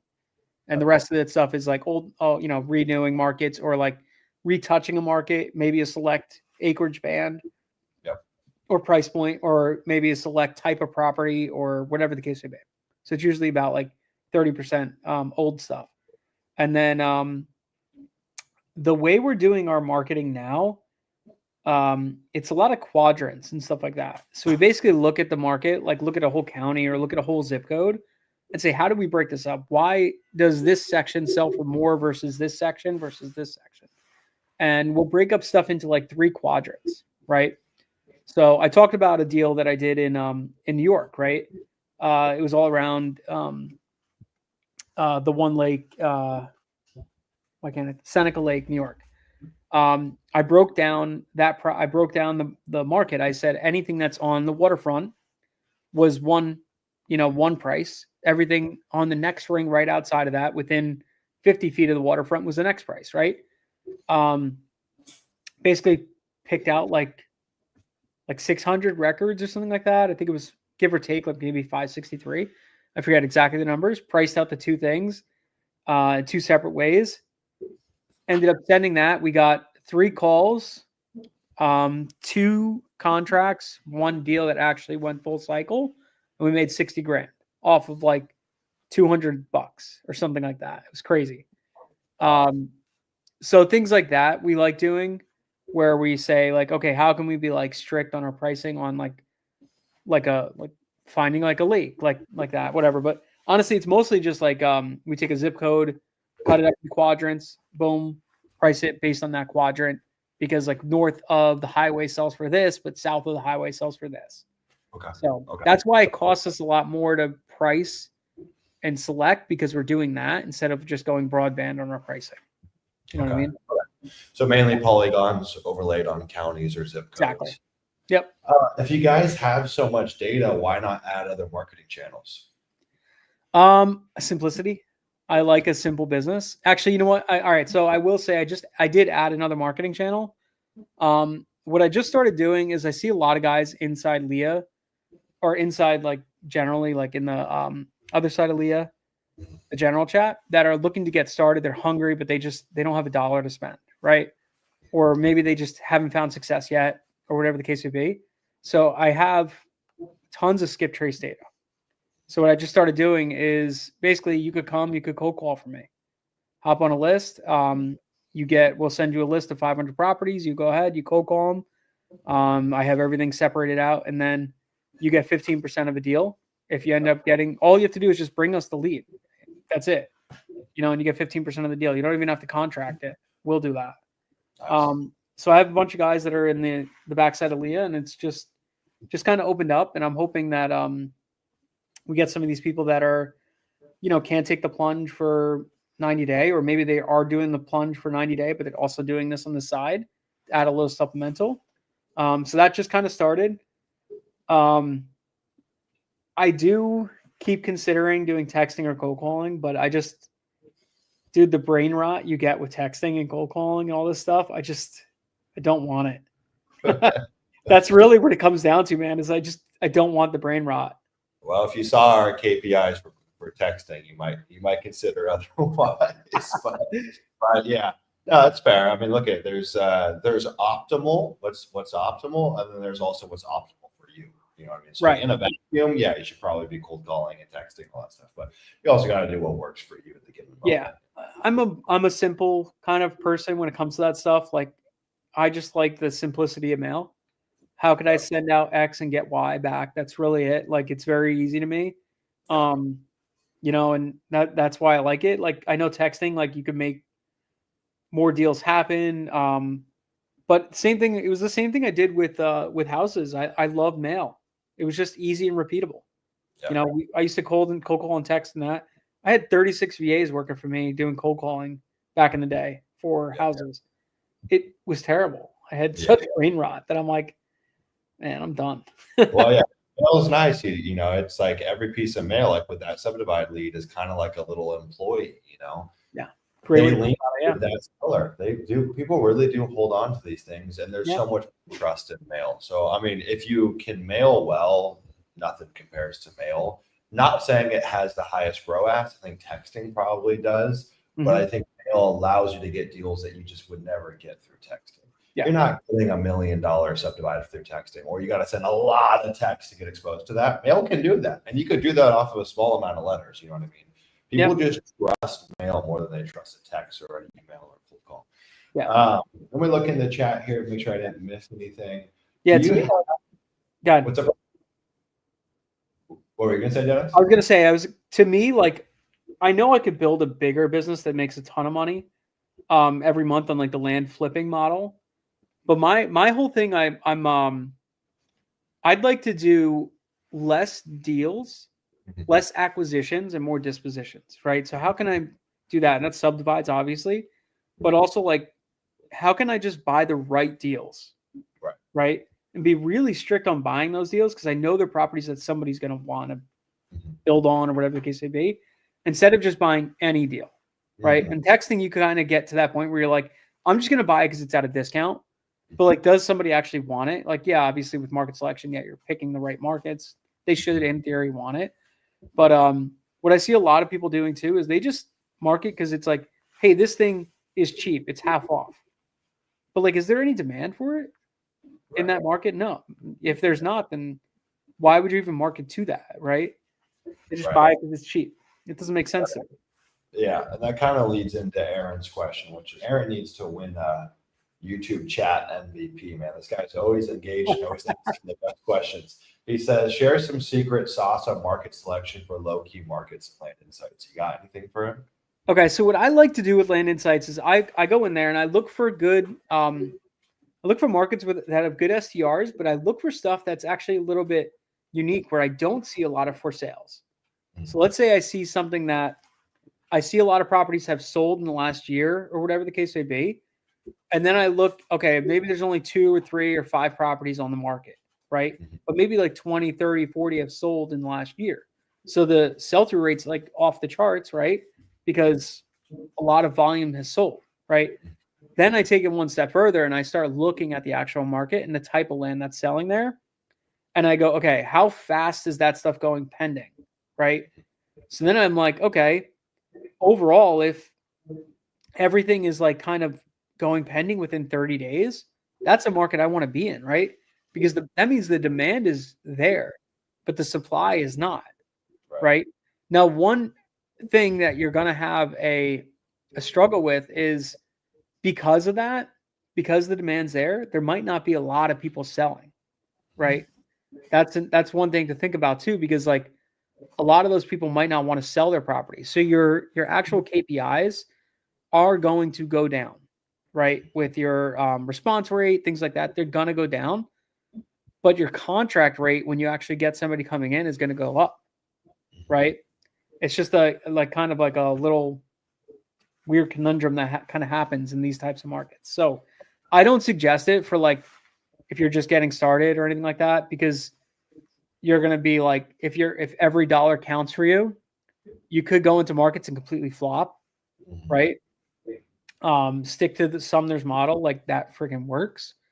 It's just I can take risks a little bit because that's just what I like doing. I don't know. Well, I think too the reason I think more so than anything why people flop on those is because limited pricing data. You know, you could be looking at the 20 to 40 acres and there's 2 sales in the last year because the supply is low. And then if those 2 sales are outliers, you know, you can get duped very easily. And that's why we typically recommend on a countywide level 25 to 250 active listings is a sweet spot. But what I do tell people is like after a year of doing that, you can start getting cute. You know, you can start iterating. And there's a couple guys in LIA that do exactly what you're talking about. The secret sauce, though, is you've got to be a savage at pricing because you can't. There's a lot of traps there. You can get screwed quickly. Yeah. But if you can read between the lines and you understand how to pull pricing beyond just MLS sold comps, there's a way. Yeah. Those are interesting. You know, I think it's very much the same thing. Like from outside of COVID, for recreational land, part of the reason I love it is demand stays steady. Like even in a downturn, people still buy recreational land. Same can't be said about infill lots or what have you. That's why I love it. And so demand never really shoots through the roof or drops to the floor. And so how do you sell your properties faster? Go to markets where supply is constrained because demand's almost always pretty consistent in these markets for the most part. It does change for the most part. And it's like the same thing with eggs. Like egg demand never changes in America. Like people are always buying eggs, but the egg supply tightens. Now eggs are at $12 for a carton. You know, for a dozen, where they were 6 months ago. Kind of the same phenomenon. Exactly. You can be a bit of a market maker. I don't think you get like kind of price multiple. You know, maybe you can charge 10, 15, 20% more, but more than anything, it goes. You know, those speed. So what I love to see, kind of as like a happy medium, is I like finding markets where demand is well, sorry, I should say comps are steady. Like we looked at this Culpeper 22701 zip code. So there's 21 actives for the entire market. So if I looked at like the 5 to 10s, let's just say it's a hypothetical. It's a lot of data because I'm loading it for all the zip codes. But what might happen here? So there's four active. There's about 3 sales in the last year. Maybe this isn't the best example. Yes. But what I do here is like if the 5 and 10s have a lot of things, and the 20s and 40s have a lot of sales, but for some reason the 10 to 20s don't.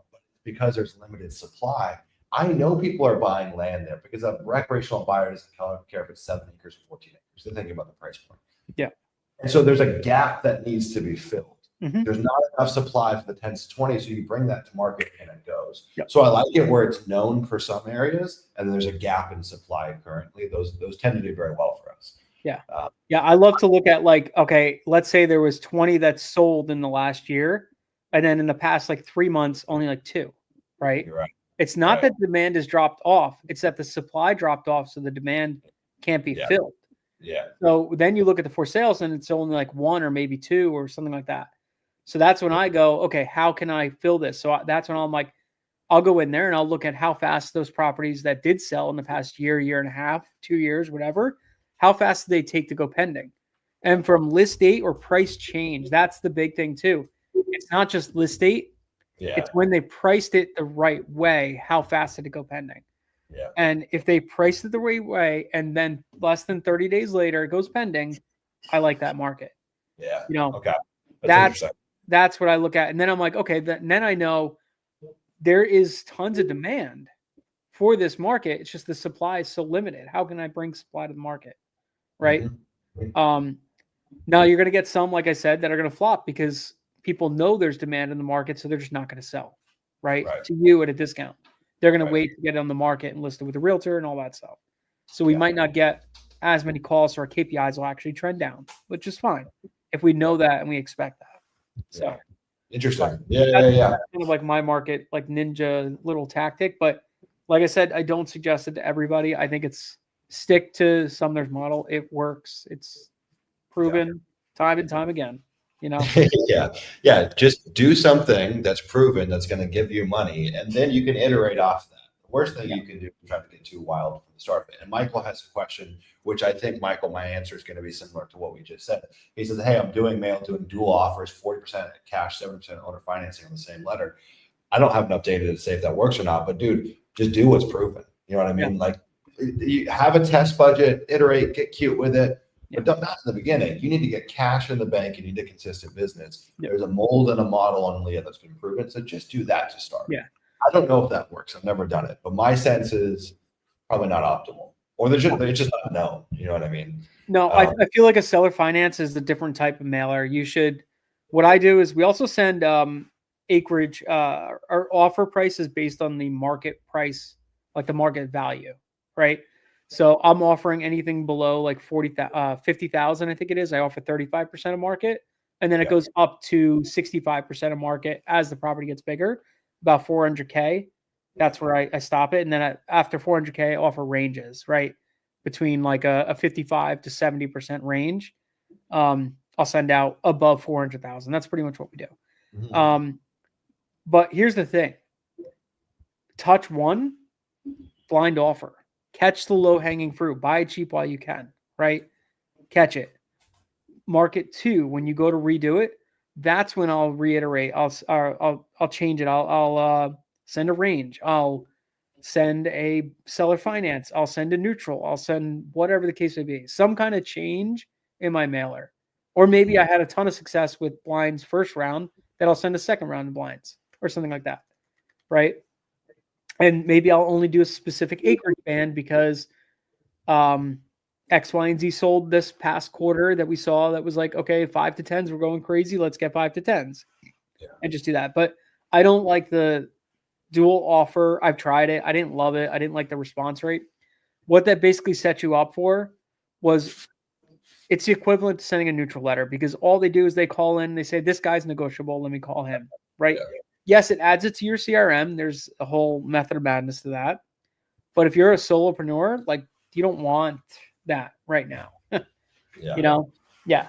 Yeah. So I'll chime in on that. And Michael, I'm going to lovingly pick on you. This is not me picking on you per se. It's me picking on the philosophy wherever you picked it up from, which I'm sure came from someplace. And there's a lot of danger in it. So there's a couple things we're going to break down. First off, like Dennis said, your offer percent is not constant. It needs to slide based off price point. Okay, so it has to be fluid. So I never just like, I'm a 40% guy. No, I'm a 40% guy for certain price points, but it's fluid. The other thing is that I would not give owner finance offers to every kind of landowner out there. No. I think that for the lower end land, 100K and below, to those sellers, it's freaking confusing. They might not even know what owner finance is. And you don't even want to take those deals down on owner financing.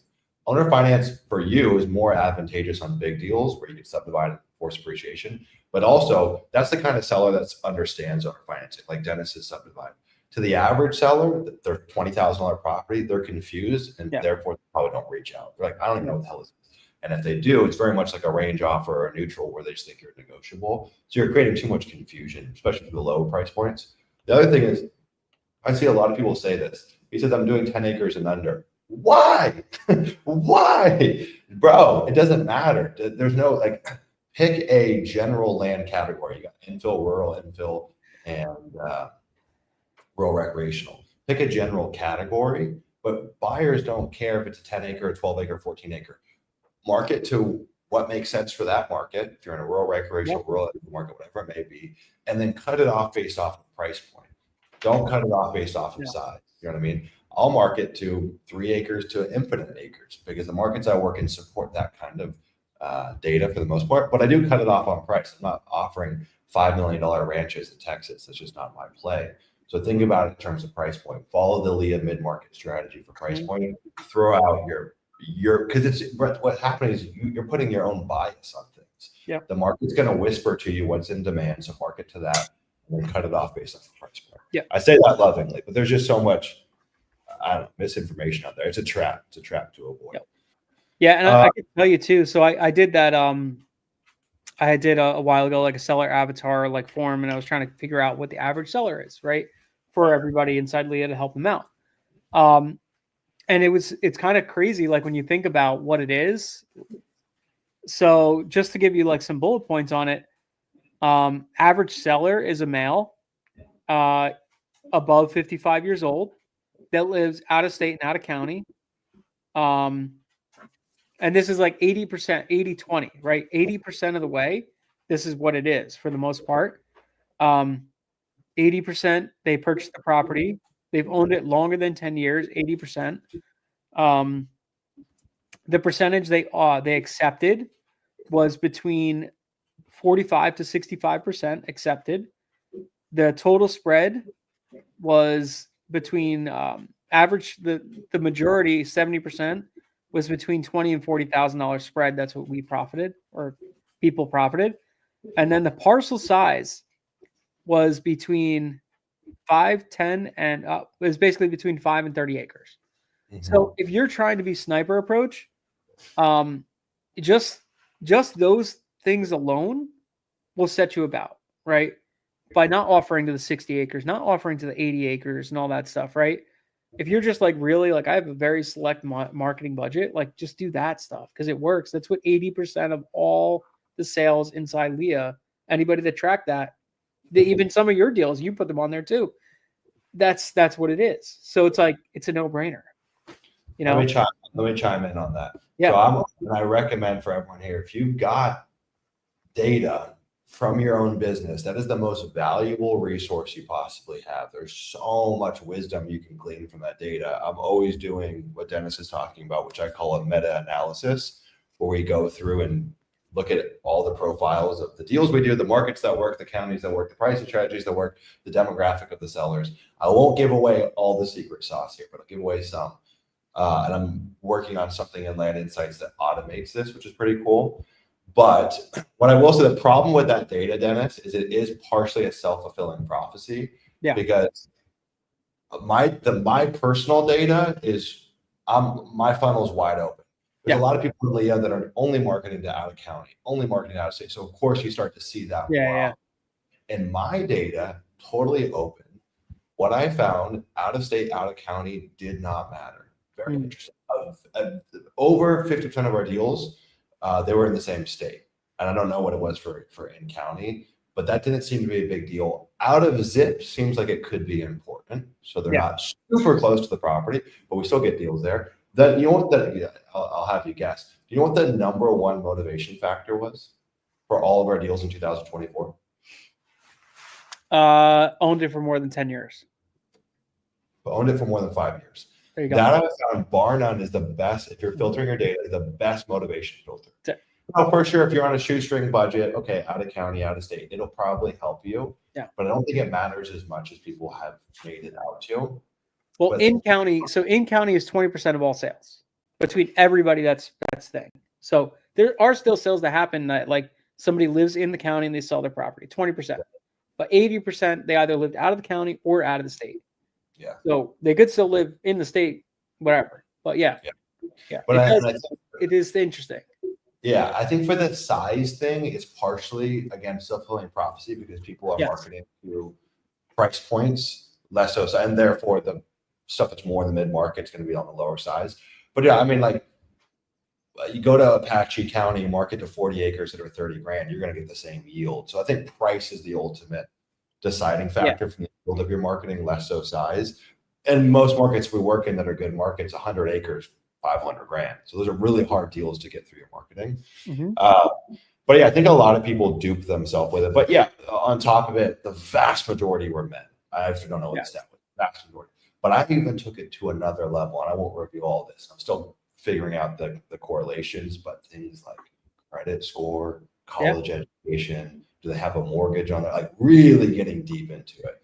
So we'll have some more to share, and that's going to be a filter inside of Land Insights eventually. We actually noticed that less people were distressed. They weren't distressed selling their properties.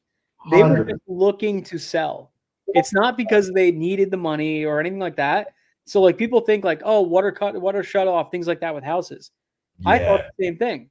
It's not. It's actually not at all. Yeah. It was pretty we tried marketing. Like, I had a list of like 40,000 records of tax delinquent properties that we mailed. Oh, don't give me tax delinquent. Neutral letters too. Can I tell you, my freaking answer force was blown up that month, and we got 0 deals out of it. 0. It was the dumbest move I ever did, because I thought I was smarter than the market, and I just like, this is gonna work. Dumb. dumb. Well, but this is the crazy thing. Depending on what you're listening to, there are educators telling you to go after tax delinquent. Let me tell you something about tax delinquent. Without fail, first off, any data provided with tax delinquent is always delayed. So if you want real tax delinquent data, go to the freaking treasurer's office. Like, you got to get the fresh stuff. My Any friend data, runs the company for that, Data Syndicate. okay. Sam Singh, he runs it. Oh, yeah. Yeah. You're Data Syndicate. using data tree, land vision, there's always going to be a latency. Yeah. So you got to get to the source. But even from the source, your seller is going to fall into two categories. One, the owner on title's dead. Two, there's immense title problems, which could be because the owner's dead, probated. But there's always liens, IRS, like there's always something that, which is a strategy in itself. But you're not getting lay down deal. I mean, they do exist, but it's few and far between. Yeah, we actually found pretty funnily, like a lot of people that called us were like, yeah, we do owe taxes on it, but it's just because we only pay our taxes every 2 years. Like they just purposely don't pay them like whatever the state statutes are.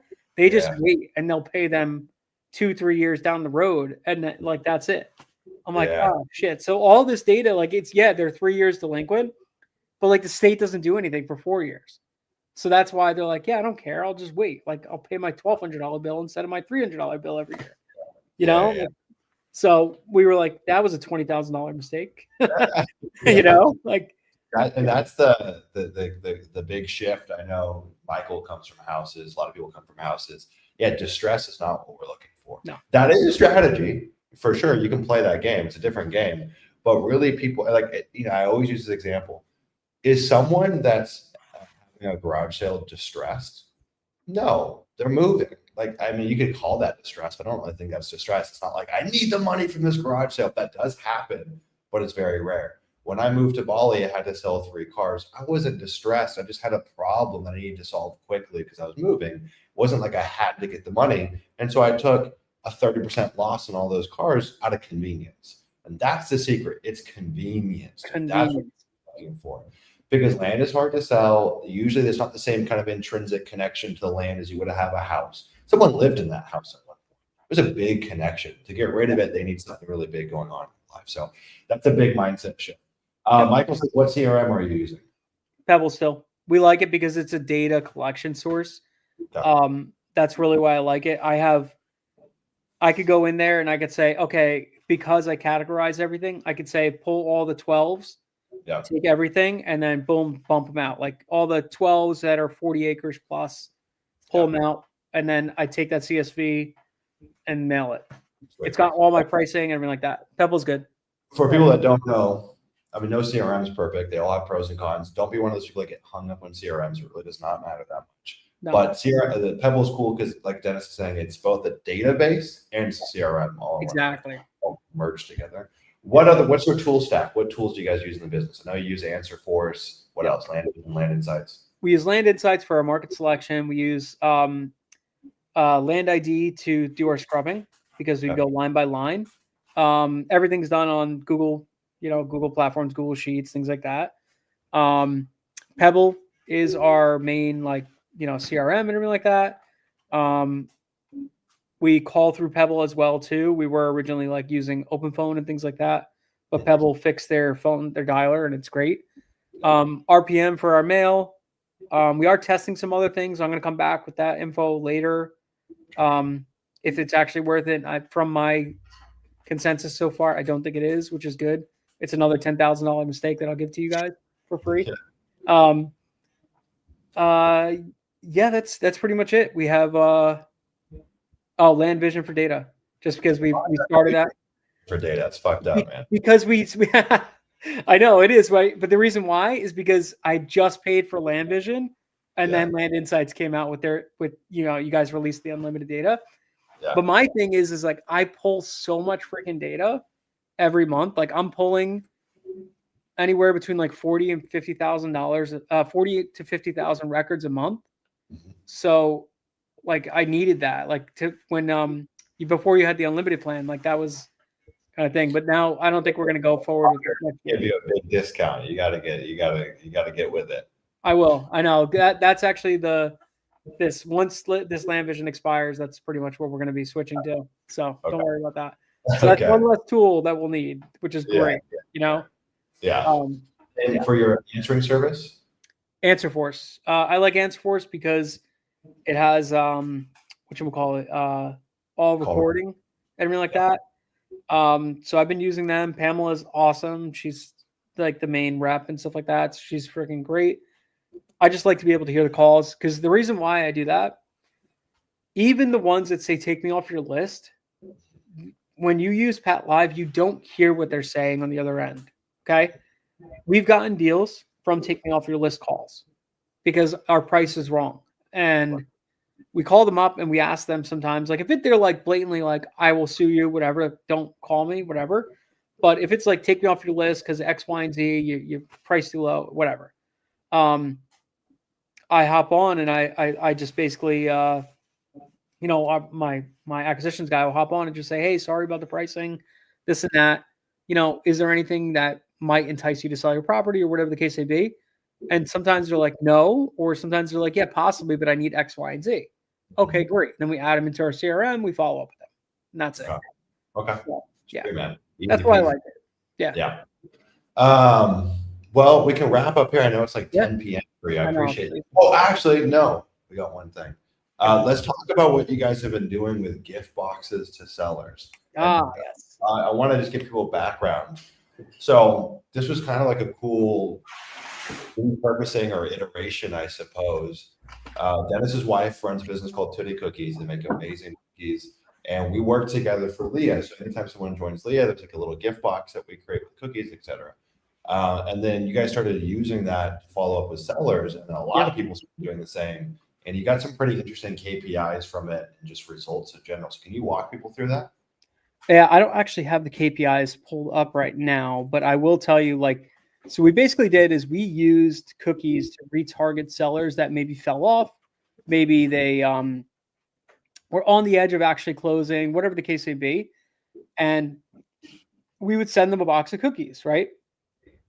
And then that box would basically go there. We would send like a handwritten note, all this stuff in there, and just saying, hey, just want to touch base with you. It's, whatever the case may be, we didn't have a conversation or our conversation fell off, whatever.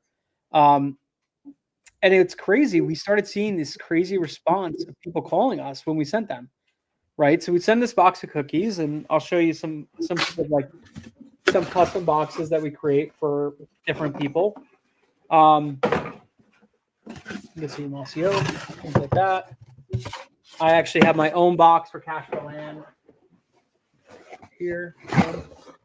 So like everybody we have people create their own custom box. So let's say you sent a mailer and it was branded. Now you get this custom box sent to the door too. What do the sellers have? They have instant brand recognition, right? And then they start calling you because they're like, you're the guy that sent me a letter and we were talking to blah, blah, blah, your cash for land, all this stuff. Like I noticed because of the logo. So it's 6 cookies, handwritten note, and it entices them to call. So far, because of that, we've re-engaged countless sellers at this point.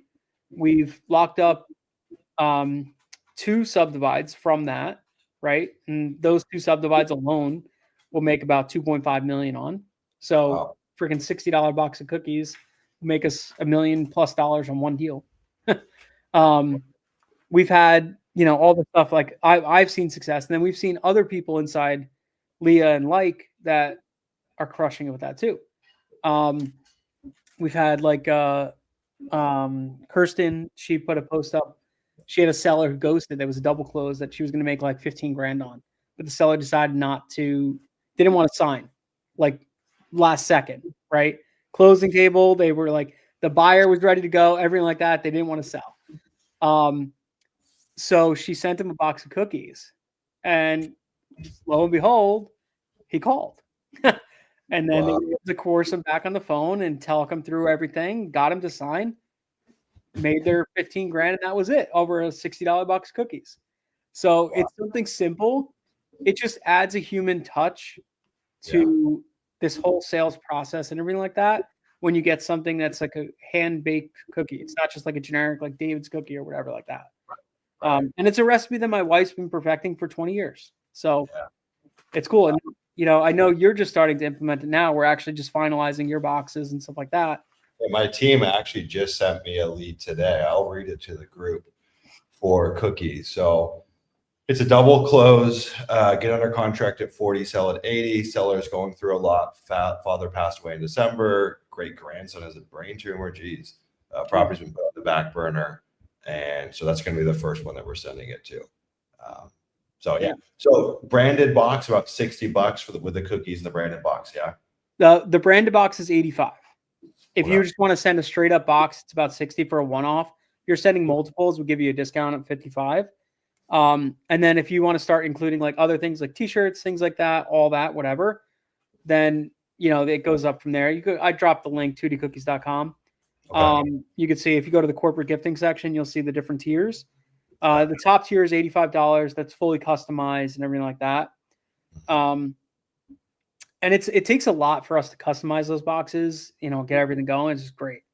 But honestly, it's such a great thing for your business and your brand recognition. It's just like anything though, to see the success, you have to keep doing it. People think like I could send 5 or 10 boxes and like, I'm going to see a ton of success off that. Like I'm going to automatically see $1 million come in the door. Like, no, you have to, it's just like anything. You have to be able to like weather a couple storms, like, and send some boxes, see that coming back. You will see instant response with people calling you back and saying, hey, I'm interested in working with you. But you're also going to see that downstream effect later on where people are like, I remember you because you're the guy that reached out to me. My grandson was sick and this and that. That's the big thing, is making that human connection with people. And that's what we're trying to bring back, is like that human connection. It's crazy. How many are you sending a month in your business roughly? So we're sending about like 10 to 15. We send to closing tables. We send to like title companies and stuff like that, especially if it's one that we first work with. We've actually had a couple title companies that tell us like, dude, stop, because everybody's getting fat because you just keep sending like 2 or 3 boxes a week. So what we do now, we send title companies, especially when we first start working with them, as like a, hey, looking forward to working together, blah, blah, blah. And it just puts us at the top of the list, because there's that old adage, right? If you ever want to get in front of somebody, you don't got to try to go to that person. You go to their secretary. Because secretary, their job is to control the door. Okay. So if you send a box of cookies, not to the attorney, but the attorney's secretary or whatever the case may be, you're guaranteed to get in front of that person every single time. No doubt. It works every single time. So I know I don't want to give people false expectations, but typically how many cookies per deal if you had to estimate? And of course, it depends on the lead you're selling, sending it to, and blah, blah, blah, blah, blah. But what would you estimate? Oh, how much is like a box of cookies to get a deal signed? How many cookie boxes per deal? It's probably like every third box we send, we're getting a deal signed. It's pretty, the KPIs are crazy because one, we've already engaged with that seller. It's not like we're just sending them to send them. It's just like to finalize that deal. And it also, and that's another reason why that subdivide didn't fall apart, was because we sent him the cookies. And the thing is that him and his new wife, they're like 76. They just got remarried. We put it to their last name, right? Congratulating them on their marriage, all that stuff. That little tip is one of the reasons why that deal got saved. It's about every third box we send actually comes out to like getting a contract signed or whatever. Wow. And dude, I even print the contract and I freaking pop it in the box, right? Print it, put it in the box. We'll print it for you too. If you send us this contract, we'll print it, throw it in the box for you. And then when they get it with a freaking prepaid mailer back, they'll send it back to you signed. You know? Wow. So it's stuff like that. And it's great. It's like they're so happy eating a cookie, and then they're like just signing a contract. Yeah, give them a little endorphin rush with the sugar. Yeah. Let me ask you this. Why is it called Tootie Cookies? Because it makes me think about tooting. Okay, so it all started because it actually on the homepage of the thing, our daughter is it says 2D because 2T, noun, small toddler's way of asking for a cookie in the most adorable way possible, right? So when our daughter was young, my wife would always make the cookies. They were like small then, right? And she would come up to us and be like, "Can I have a tutti? Can I have a tutti?" So it just kind of stuck. It's crazy. So she was on a Tamron Hall show, which is like a worldwide TV show. It's like kind of like Oprah kind of thing. And she asked the same thing. She's like, "Why is it called 2D?" And we told her like, "Oh, it's because of our daughter and stuff like that." She's like, "I freaking love it." So it's not cute. just a name to catch. It's just our kid. Yeah, that's so cute. Well, dude, what do you want to wrap up with? Any parting words for everyone? I appreciate you sticking around. I know it's late for you. Yeah, no, I got to coach soccer in the morning. Yeah, what do you got for the people, man? Honestly, just freaking surrender to the system. That's really what I could say. Like, it's that simple. Just do what Sumner says. A lot of this call, we talked about all different things and different things I'm doing. Don't be me. Don't go starting a cleaning business. Don't try to move to Italy. Don't do all that shit. Just do the simple inputs that get the outputs and focus on that. And time will tell. You'll give yourself, you'll have a good bank account and all that stuff. Then you could actually start changing things. And if you're looking to work with me, become a lender, I dropped my email there. I'm raising capital, right? I'm looking for really good lenders that I could put in deals backed by really good assets. So, yeah. Yeah. And if you guys want to get a hold of Dennis, you can find him in the Discord, landinvestor.co/Discord. Also, we did launch a Facebook group just for funsies. I know there's a lot of people, actually, that was one of your recommendations a long time ago, but there's a lot of people that don't want to join Discord for whatever reason. I hate Discord. Not that I love Facebook. I just hate Discord. Yeah. And if you're in the Discord's not going anywhere, right? But if you're a Facebook advocate, zealot, I don't know, you just like Facebook, I'll put this in the chat for you guys as well. The LIA team's not in there, but more so Land Insights team and a lot of other investors. So I just put that there. Or if you are a Discord user and you want to come into Discord, landinvestor.co/Discord. And that's where I hang out. So anyways, appreciate y'all being here. Dennis, hope you have a good time coaching soccer. And hope to see you soon, my friend. I'll be back in America in June. Are you going to that car event? Super cool. Yeah, I was talking to Drew about it the other day, which actually I want to work with you, send cookies out there for everybody. That's right. Attends. So we'll have to talk off screen on that. Yeah, I'm shooting to go there. That's right when school ends for the kids. So I'm trying to figure that out. But yeah, I'm more than 90% going. So yeah. And then we're going to be doing we got a video coming out breaking down all the event stuff for LIA this year, but we're going to be doing a 2-day free meetup, mastermind event, whatever you want to call it, in Scottsdale. Should be second week of June. We'll have details released on that. We're capping it at 50 people. It's free. You don't have to pay for a ticket, but we are capping it at 50 people. We got an event space for 1 day. We'll take everyone to the land house. We'll go shoot guns. We'll go hiking. Of course, we'll talk land in between. And then we're targeting doing a high-level mastermind here in Bali, end of year. 25 investors. You do have to be past a certain point in your business. I haven't figured out what that cutoff is yet. 5-star resorts, one of my favorite resorts here in Bali. A bunch of extracurriculars. We'll go snorkeling, island hopping, go hike volcanoes, and then everything's included in it. So should be pretty fun, man, if you want to come to that too. That should be either October or November. We're going to have a pre-sign up RSVP list. You won't have to pay anything to sign up, but I need to get a head count before we commit to it. Sure. It's a far flight for everyone. It's across the world, but once you're here, dang, it's going to be epic.